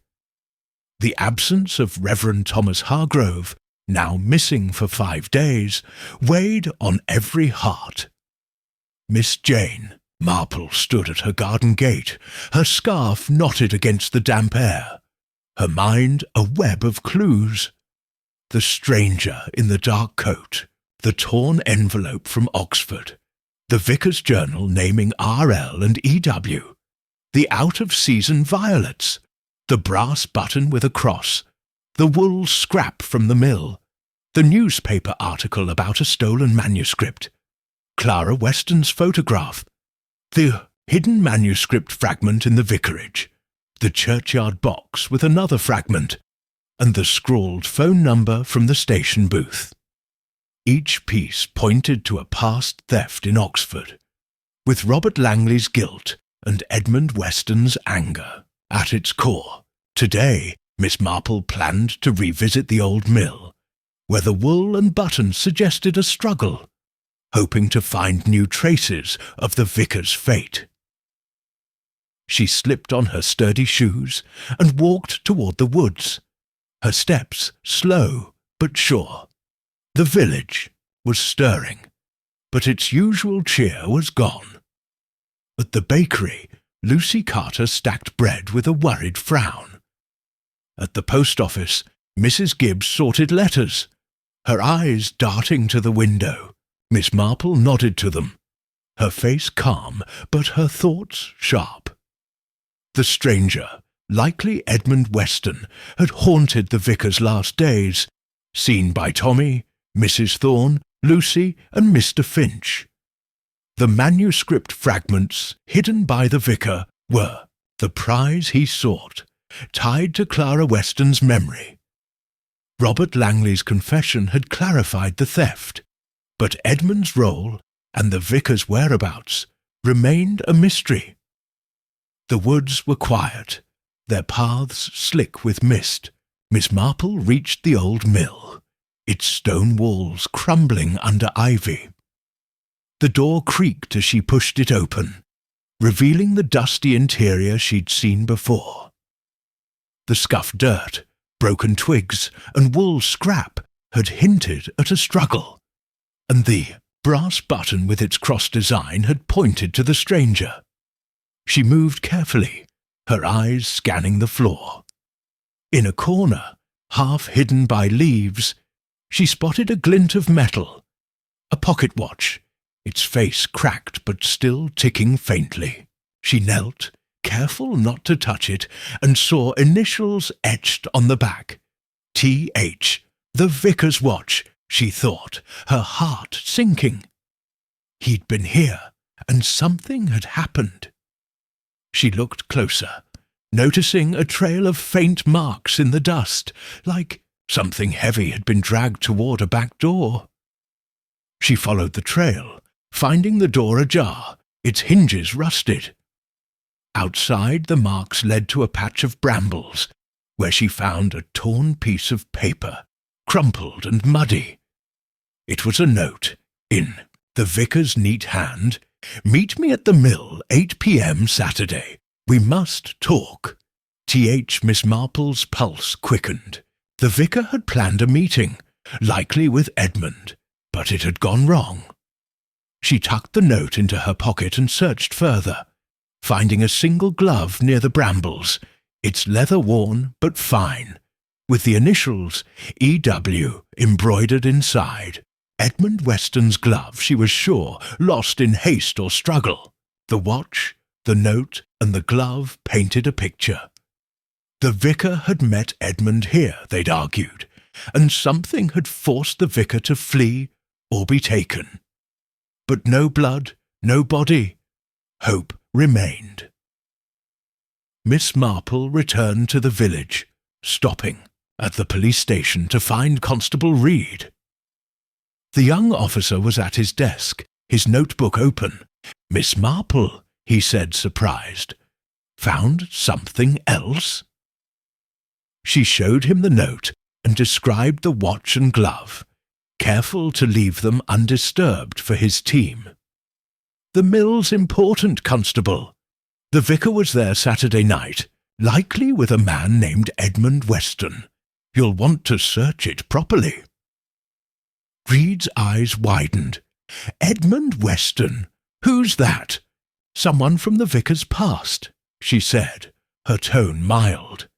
"He's likely the stranger seen around the village. The initials EW match the glove, and the vicar's journal mentioned him." Reed nodded, scribbling furiously. "I'll get men to the mill. You're sure about this, Weston?" "As sure as I can be," she said, leaving it at that. She didn't mention the manuscript fragments yet. Reed would see the vicarage one soon enough, and the churchyard box needed more context. Her next stop was the vicarage, where she'd arranged to meet Mr. Clement, the churchwarden, to discuss church matters, a pretext to look again. The parlour was unchanged, the violets still bright on the window-sill. She wondered again about their source. Clara's favourite flower, Robert had said, sent as a gesture of remorse. But had Edmund left others, as a sign of his anger? She moved to the study, checking the hidden compartment. The manuscript fragment was gone, taken by Reed for safekeeping, but she noticed a faint scratch on the desk, as if something heavy had been moved. She ran her finger along it, finding a tiny splinter of wood, painted green. It didn't match the desk or shelves. A clue, perhaps, from something carried in or out. Mr. Clement arrived, his face lined with worry. "Miss Marple, any news? The village is beside itself." "Nothing certain," she said, her smile reassuring. "But I'm curious. Did the vicar mention meeting anyone Saturday night?" Clement shook his head. "He was quiet all week, kept to himself. But he did say something odd Friday, about needing to settle an old debt. I thought he meant money, but now I'm not sure." Miss Marple nodded, thinking of the vicar's sermon on forgiveness, his note to meet at the mill. An old debt indeed, likely tied to Clara and the manuscript. And Mr. Grayson, has he been by? Clement's mouth tightened. "Yesterday, asking about the land again. Said the church could use the funds, especially now. I told him it's not the time." Miss Marple thanked him and left, her mind on Harold Grayson, his persistence about the church land, his nervous meeting with the stocky man, his quick denial of seeing the stranger, all suggested he knew more than he let on. Was he after the manuscript, or just protecting his business? She decided to visit the tea shop, where village gossip often revealed hidden truths. Mrs. Baker was serving a group of women, their voices a mix of fear and speculation. Miss Marple took her corner table, ordering a pot of chamomile. She listened as the women talked, catching a snippet about a stranger seen near the river Monday morning, carrying a black case. Another mentioned Grayson arguing with a man at his estate, not the stocky one, but someone tall, like the stranger. Miss Marple's ears pricked up. Grayson and Edmund perhaps discussing the manuscript. She thought of the phone number from the station booth, likely Edmund's call. She'd sent it to Margaret Hargrove yesterday, asking if it meant anything. Margaret had replied by letter, arriving this morning, saying it was an old number for Edmund's London flat, unused since Clara's death. Edmund was a drifter now, Margaret said, with no fixed address. The call, then, was a clue to his plans, perhaps to arrange a meeting, or to threaten someone. Miss Marple walked to the church, hoping to find more in the vicar's routine. In the vestry, she checked the sermon notes again, finding a loose page tucked inside. It was a draft, crossed out but legible. "We carry our sins, but grace lets us lay them down. I must face mine. For her sake, the vicar had been wrestling with guilt, likely over Clara." The churchyard box, with its manuscript fragment and note for Clara's memory, showed his intent to make amends, but Edmund's arrival had stopped him. As she left the church, she spotted Tommy, the butcher's boy, on his bike. "Miss Marple," he called, pedalling over. "I remembered something. Saturday afternoon, I saw Mr. Grayson near the mill, looking around like he didn't want to be seen." Miss Marple's eyebrows rose. "Near the mill? Did he see you?" "Nah, I was behind a tree fixing my bike chain. He was poking at the bushes, then walked off fast." "Thank you, Tommy," she said, slipping him a coin. "Grayson at the mill, hours before the vicar's meeting. Was he spying or involved? His wealth came from rare books, and the manuscript would be a prize. Had he learned of it through Edmund or Robert?" Back at her cottage, Miss Marple lit a fire and settled into her armchair, her knitting untouched. The mill was the key, she decided. The watch, note, and glove confirmed a meeting gone wrong. The green splinter nagged at her, perhaps from a crate or box carried by Edmund. The violets, Clara's symbol, tied the manuscript to her memory, a thread running through every clue. Grayson's presence at the mill added a new layer, his motives murky. She recalled a case from her youth, where a stolen relic led to a confrontation in a barn, solved when a hidden note revealed the truth. The vicar's note and hidden fragments felt similar, a plan to right a wrong interrupted by violence.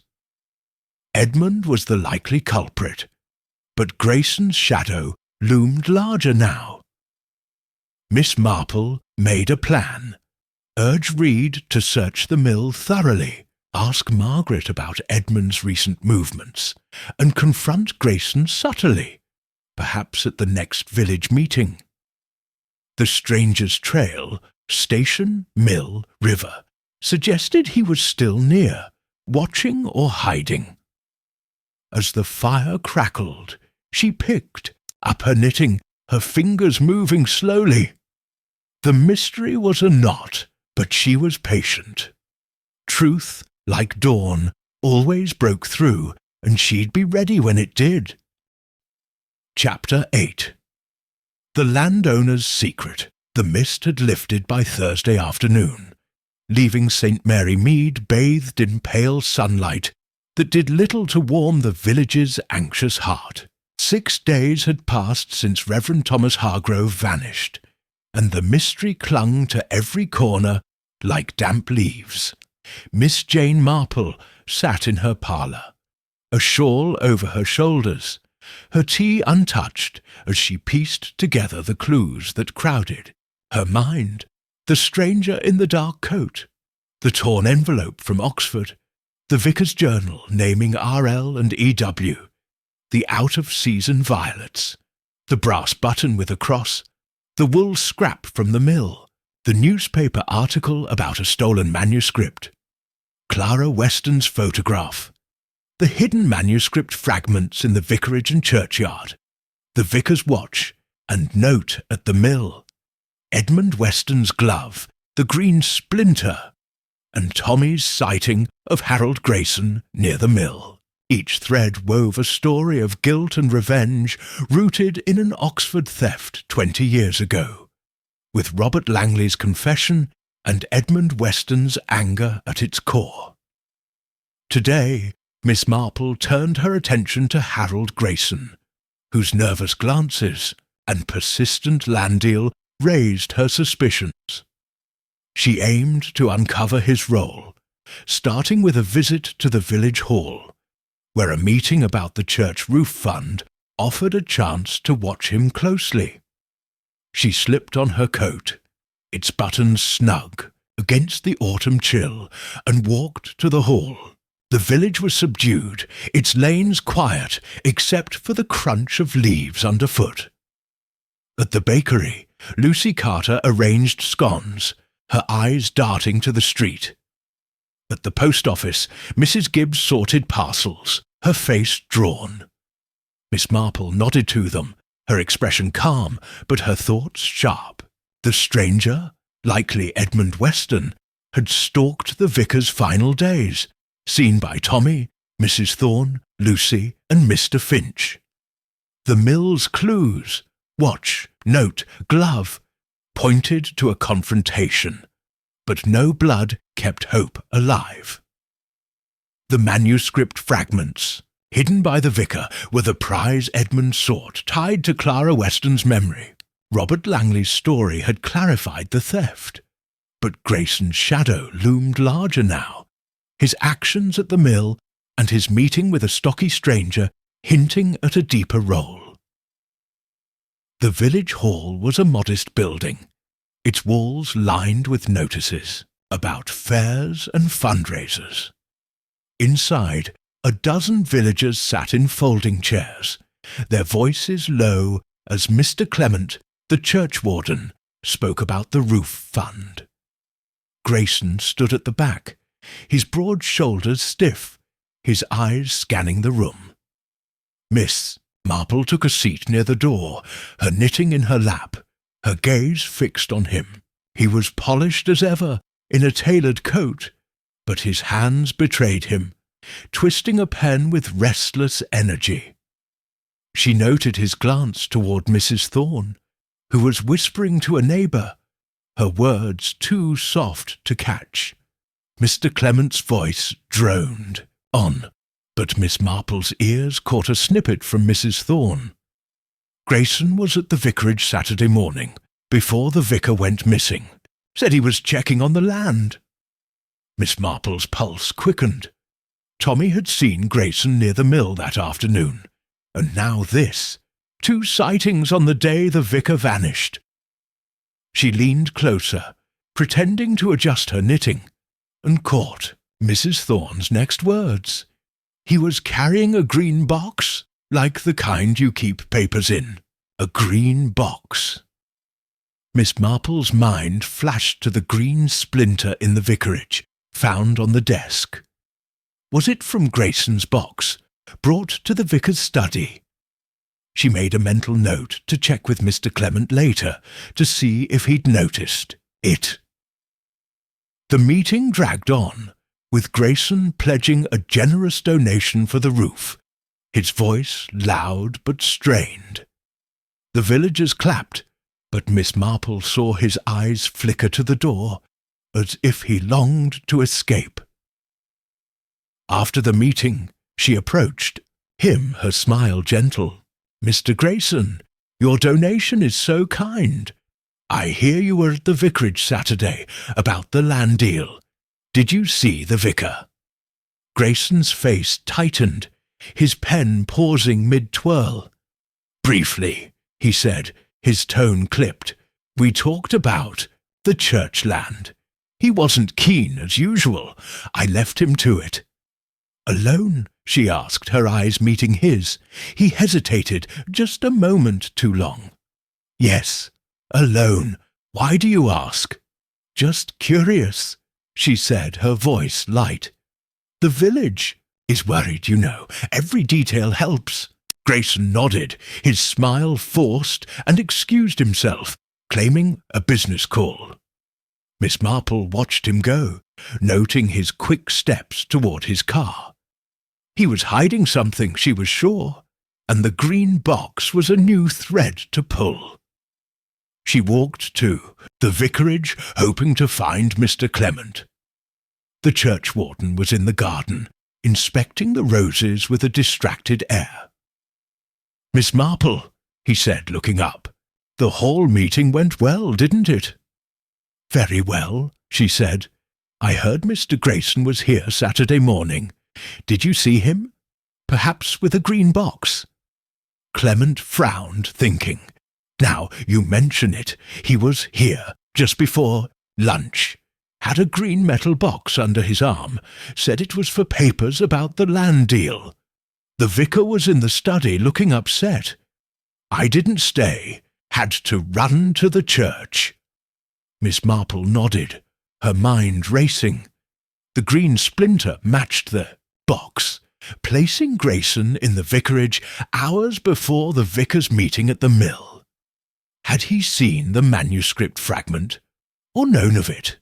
His wealth came from rare books, and such a prize would tempt a man like him. Her next stop was the police station, where Constable Reed was sorting reports. "Miss Marple," he said, his tone warmer now, after her finds at the mill. "We searched it, like you said, found the watch and glove and that note. Looks like the vicar met someone there and it turned ugly." "Did you find anything else?" she asked, her voice calm. "A few footprints leading to the river. Too muddled to follow, but we're looking. And the manuscript fragment from the vicarage, it's with the Oxford police now. They say it's part of that stolen prayer book." Miss Marple nodded, pleased but cautious. "And the churchyard? Have you checked the box I mentioned?" Reed's eyes widened. "Not yet. Been focused on the mill. I'll send someone today." She left him to it, knowing the churchyard fragment would confirm the vicar's intent to return the manuscript. But her thoughts were on Grayson. His green box, his presence at the vicarage and mill, his nervous meeting with the stocky man, all pointed to a man entangled in the mystery. Was he working with Edmund Weston, or chasing the manuscript for himself? She decided to visit the tea shop, where village talk often revealed hidden truths. Mrs. Baker was serving tea to a group of women, their voices buzzing with worry. Miss Marple took her corner table, ordering a pot of Earl Grey. She listened as the women gossiped, catching a snippet about a stranger seen near Grayson's estate Tuesday night. Tall and carrying a black case. Another mentioned Grayson arguing with a man at the vicarage Saturday. Not the vicar, but someone else. Miss Marple's ears pricked up. Was it Edmund or the stocky man she'd seen? She thought of the phone number from the station booth, tied to Edmund's old London flat.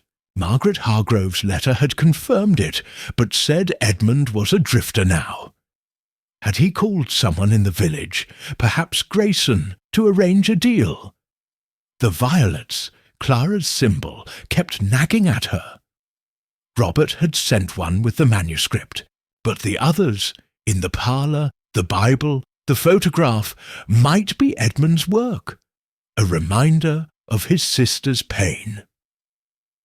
Miss Marple walked to the church, hoping to find one last clue in the vicar's routine. In the vestry, she checked the sermon notes again, finding a small card tucked inside, overlooked before.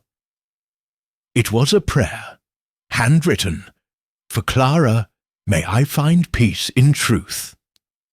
The vicar's guilt was clear, driving his plan to return the manuscript. But Edmund's arrival, and perhaps Grayson's greed, had stopped him. As she left the church, she spotted Tommy, the butcher's boy, on his bike. "Miss Marple," he called, pedalling over. "I saw something else. Saturday night, near the mill. I heard voices, 2 men arguing.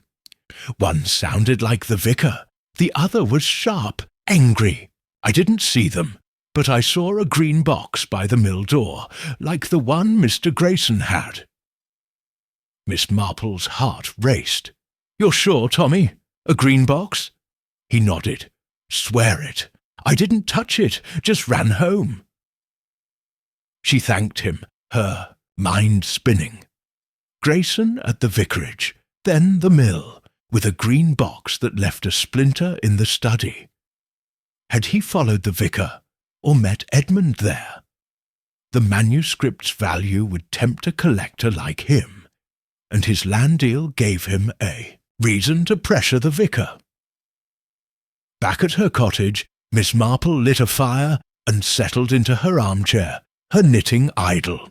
The green box was the key, she decided, linking Grayson to the vicarage and mill. The manuscript fragments, hidden by the vicar, were what Edmund sought. But Grayson's presence suggested he wanted them too. The violets, Clara's echo, tied the theft to her memory, a thread of guilt and vengeance. She recalled a case from her youth, where a stolen jewel led to a betrayal, solved when a hidden meeting was uncovered. Grayson's actions felt similar, his secrecy a mask for greed or fear. She made a plan. Press Reed to search Grayson's estate, ask Margaret about Edmund's ties to collectors, and arrange a village gathering to watch Grayson's reactions. The stranger, likely Edmund, was still near, his trail circling the mill and river. As the fire crackled, Miss Marple picked up her knitting, her fingers steady. The mystery was unravelling, its threads pulling tight. Truth was close, and she'd find it, one careful stitch at a time. Chapter 9. The Gathering. Storm Friday morning dawned crisp and clear over St. Mary Mead, the village sparkling under a sky swept clean of clouds. Yet the brightness did nothing to lift the shadow cast by Reverend Thomas Hargrove's disappearance, now a week old. Miss Jane Marple sat at her breakfast table, a pot of tea steaming beside her toast, her mind weaving through the web of clues she'd gathered. The stranger in the dark coat, the torn envelope from Oxford, the vicar's journal naming R.L., and E.W., the out-of-season violets, the brass button with a cross, the wool scrap from the mill, the newspaper article about a stolen manuscript, Clara Weston's photograph, the hidden manuscript fragments in the vicarage and churchyard, the vicar's watch and note at the mill, Edmund Weston's glove, the green splinter, the green box linked to Harold Grayson, and the prayer card for Clara. Each thread pointed to a theft in Oxford 20 years ago, with Robert Langley's guilt, Edmund Weston's vengeance, and Grayson's greed forming a tangled knot. Today, Miss Marple planned a bold move. A gathering at the vicarage to bring key villagers together, hoping their reactions would unravel the mystery further. She slipped on her wool coat, its collar snug against the morning chill, and walked to the village hall to arrange the meeting. The village was restless, its usual chatter replaced by whispers of worry. At the bakery, Lucy Carter stacked loaves, her eyes scanning the lane. At the post office, Mrs. Gibbs sorted letters, her face tight. Miss Marple nodded to them, her expression calm, but her thoughts sharp. The stranger, likely Edmund Weston, had haunted the vicar's last days, seen by Tommy, Mrs. Thorne, Lucy, and Mr. Finch. The mill's clues, watch, note, glove, confirmed a confrontation, but the absence of blood kept hope alive. The manuscript fragments, hidden by the vicar, were Edmund's target, tied to Clara's memory. Grayson's green box and his sightings at the vicarage and mill suggested he was after the manuscript too, his motives murky, but growing clearer. The hall, Miss Marple found Mr. Clement pinning notices for the church roof fund. "Good morning, Mr. Clement," she said, her voice gentle. I'd like to hold a small gathering at the vicarage this afternoon to discuss the vicar's absence. Could you invite a few key people, Mrs. Thorne, Mr. Grayson, Robert Langley, and perhaps Mrs. Baker? Say, 3 o'clock. Clement's eyebrows rose, but he nodded. I'll spread the word. You think it'll help find him? I hope so, she said, her smile hiding her intent. A gathering would put pressure on Grayson and Robert, whose secrets were central to the puzzle. Mrs. Thorne's sharp eyes and Mrs. Baker's gossip might reveal new details, and Miss Marple knew how to steer a conversation to loosen tongues.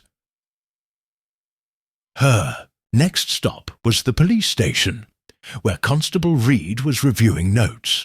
Miss Marple, he said, his tone now respectful after her fines at the mill and churchyard.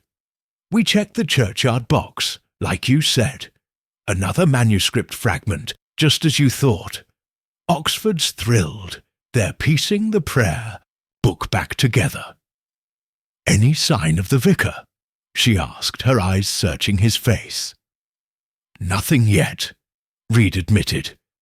The footprints at the mill led to the river, but they faded. We're searching the banks, but it's slow work.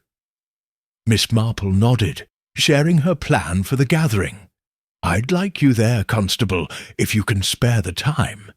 People talk more freely in a group, and we might learn something. Reed agreed, intrigued. I'll come. You think Grayson's mixed up in this? I think he knows more than he's saying, she said carefully. Keep an eye on him. She left the station and walked to the vicarage, where she'd arranged to prepare the parlour with Mr. Clement's help. The room was unchanged, the violets still bright on the windowsill, their scent faint but haunting. Miss Marple paused, her mind on Clara Weston. Robert had sent one violet with the manuscript, a gesture of remorse, but the others, in the parlour, the Bible, the photograph, might be Edmund's, a bitter reminder of his sister's pain. She checked the study, noting the green splinter on the desk, now tied to Grayson's box. Had he brought it to tempt the vicar, or to hide something? By 3 o'clock, the parlour was ready, with chairs arranged in a circle, and a tea-tray set out. Mrs. Thorne arrived first, her eyes gleaming with curiosity. Miss Marple, what's this about? Have you found the vicar? Not yet, Miss Marple said, pouring tea. But I thought we could share what we know, to help Constable Reed. Mrs. Baker came next, her apron swapped for a neat dress, followed by Robert Langley, his face pale and his hands fidgeting. Grayson entered last, his smile polished, but his eyes wary. Constable Reed stood by the door, his notebook ready. Miss Marple began, her voice soft but clear. Thank you for coming. The vicar's been gone a week, and we all want him back. I've found a few things that might help. A journal, some manuscript fragments, and clues at the mill. Perhaps you've seen something too. Mrs. Thorne leaned forward, eager. I told you about the stranger, tall, in a dark coat. Argued with the vicar Saturday afternoon near the churchyard. Said something about giving it back. Mrs. Baker nodded. I heard about that stranger too. Someone saw him near Grayson's. Estate Tuesday night, with a black case. Looked like he was watching the house. Grayson's teacup rattled in its saucer. Nonsense, he said, his voice sharp. I've seen no such man. People love to gossip. Miss Marple's eyes met his, calm but piercing. Perhaps, but you were at the vicarage Saturday morning, Mr. Grayson, with a green box, and Tommy saw you near the mill that afternoon. Care to explain? The room went quiet. all eyes on Grayson. His face reddened, his hands clenching.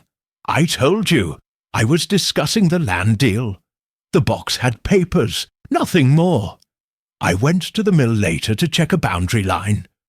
"What are you suggesting?" "Nothing yet," Miss Marple said, her tone mild. "But the vicar hid manuscript fragments, part of a stolen prayer book from Oxford.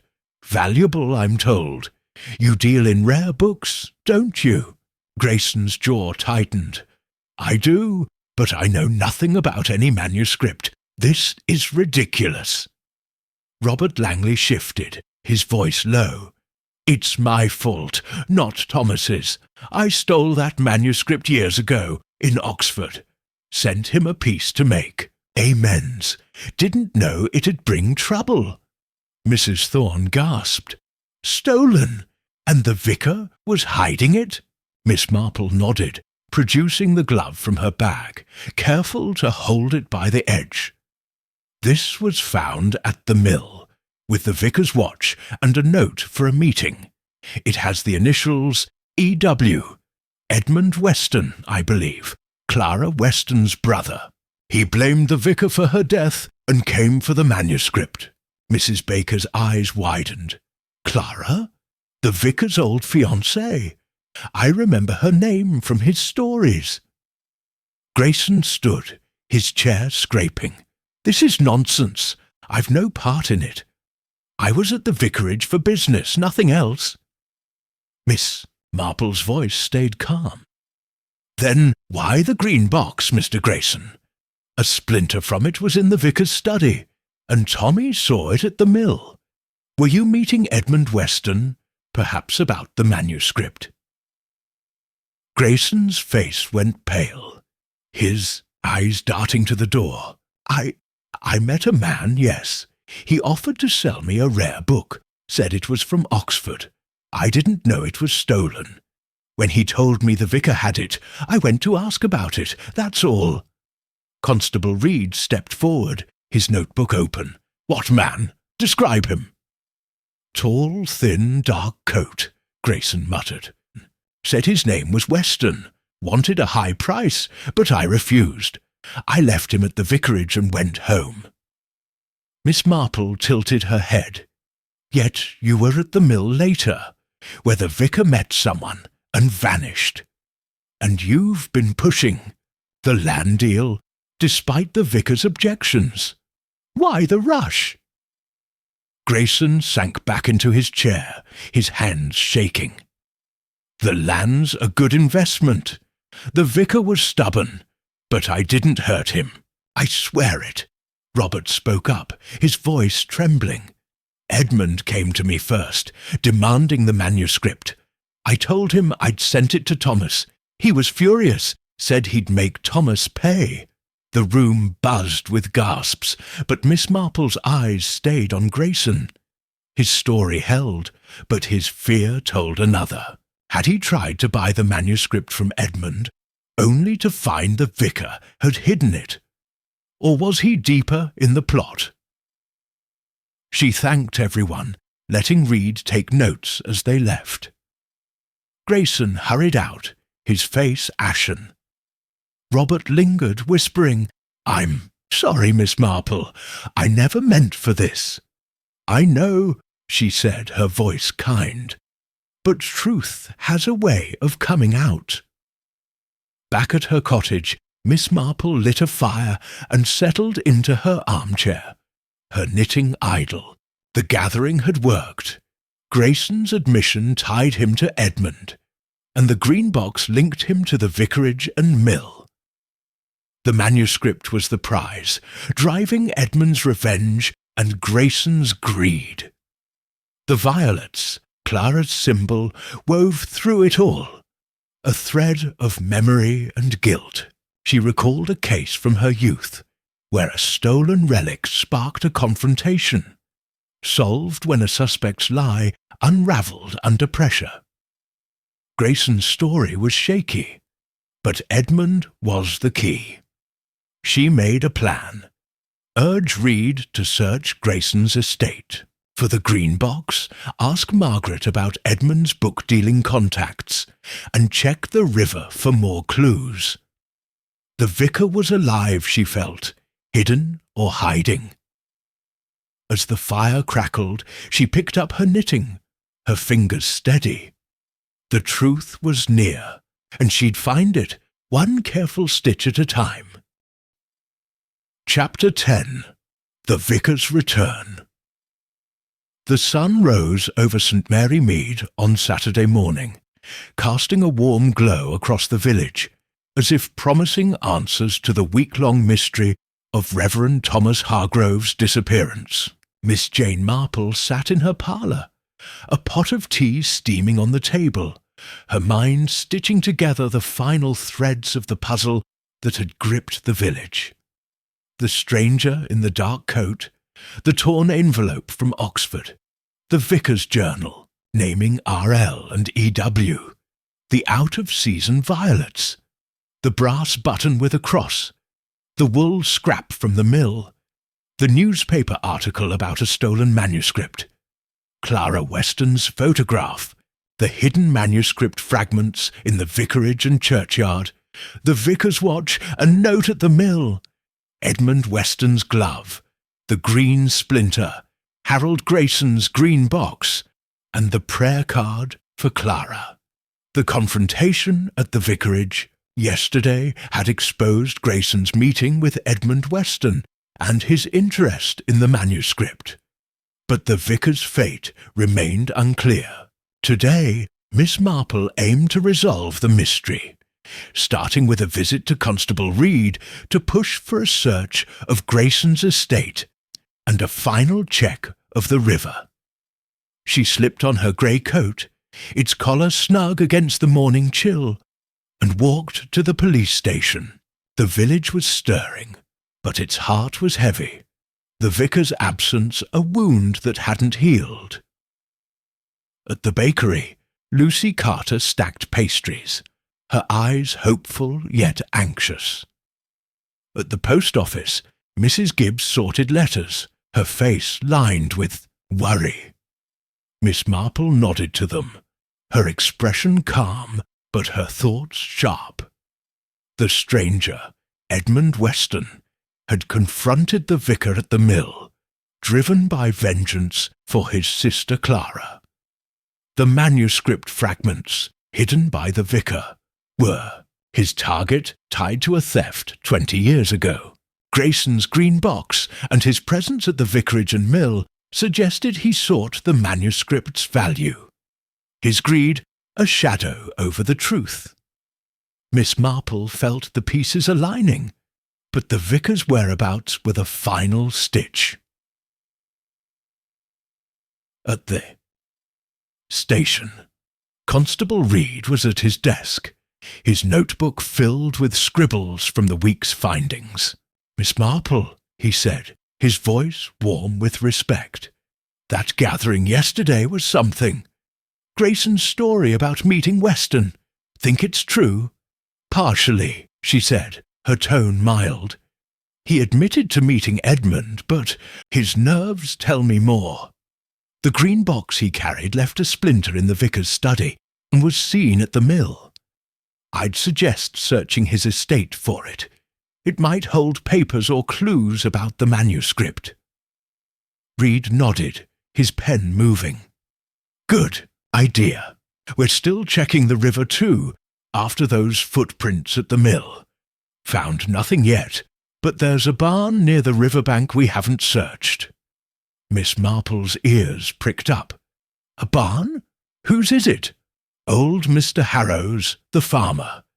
It's half abandoned, used for storage. Worth a look, you think?" "I do," she said, her mind racing. A barn could be a hiding place for the vicar or his captor. And the churchyard box. Any news from Oxford? "They confirmed it's another piece of the stolen prayer book," Reed said. "They're grateful, but it doesn't find our vicar." Miss Marple left the station, her thoughts on the barn. The mill's clues, watch, note, glove, pointed to a struggle. but the vicar's survival was likely given no blood. The green box tied Grayson to the scene, and his meeting with Edmund suggested a deal gone wrong. She decided to visit Mr. Harrow, the farmer, under the pretence of buying eggs, to ask about his barn. The Harrow farm was a mile from the village, its fields golden with late harvest. Mr. Harrow, a wiry man with a weathered face, was feeding chickens when she arrived. "Miss Marple," he said, tipping his cap. "Eggs, is it?" "Yes, please," she said, smiling. "And I'm curious about your barn by the river. Anyone been around it lately?"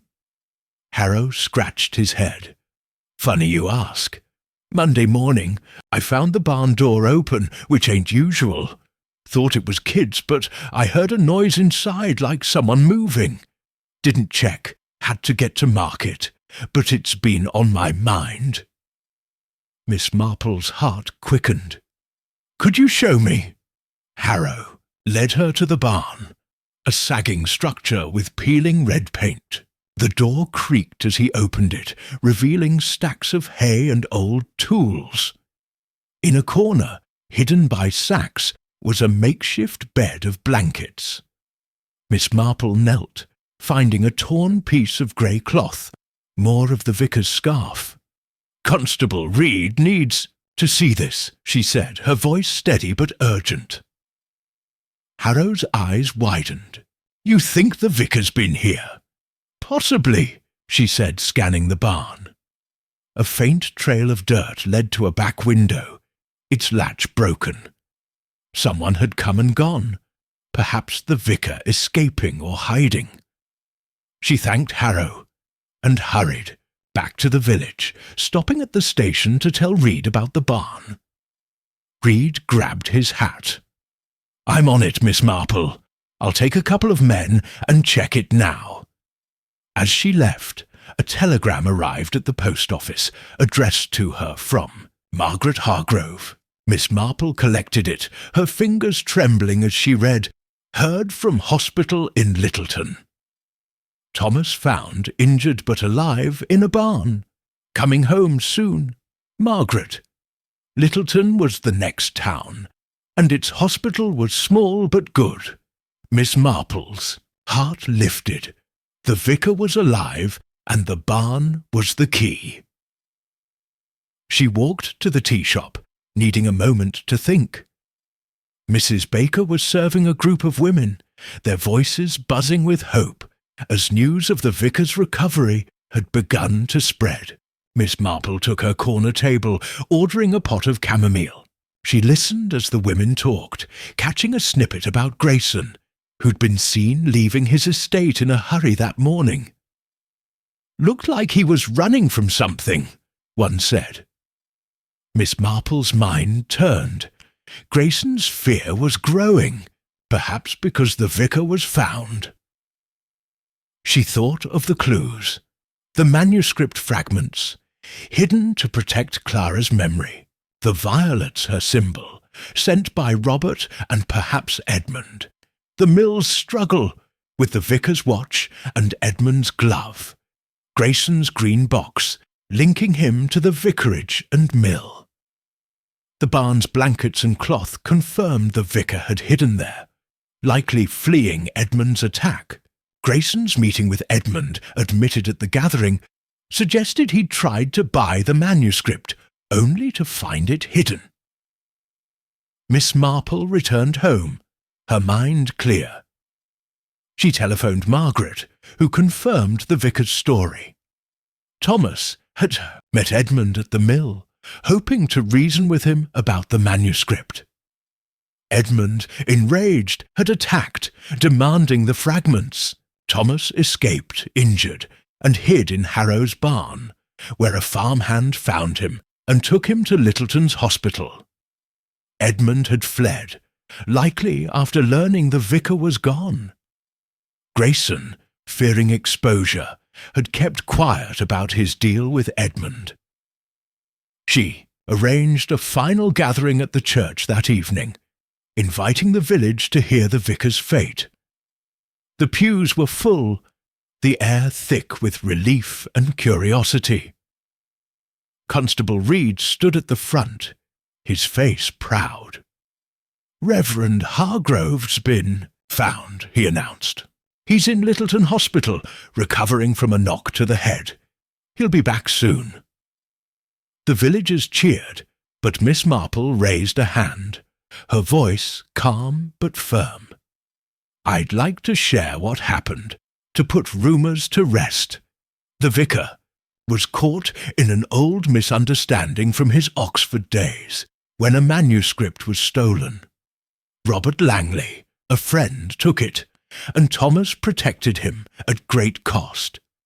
Recently, Robert sent a piece of it back, hoping to make amends. Edmund Weston, seeking justice for his sister Clara, came for it, leading to a struggle at the mill.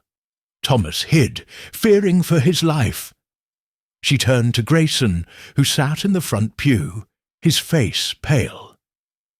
"Mr. Grayson, you met Edmund, didn't you? Hoping to buy the manuscript for your collection?" Grayson stood, his hands shaking. "I meant no harm. Weston offered it, said it was his to sell. When I learned it was stolen, I backed off. I didn't know he'd hurt the vicar." The villagers murmured, but Miss Marple's eyes were kind. "You kept quiet, which made things harder. But the truth's out now." Reed stepped forward. "We're looking for Weston. He's left the county, but we'll find him. The manuscript's back in Oxford, where it belongs." The vicar returned. The next Sunday, his head bandaged but his smile warm. His sermon was on forgiveness, its words deeper for his ordeal. Miss Marple sat in her pew, her knitting in her lap, satisfied. The manuscript was restored, Edmund's fate in the police's hands, and Grayson's greed exposed, though he'd faced no charges, only the village's judgment. The violet, Clara's echo, had guided her, a symbol of love and loss.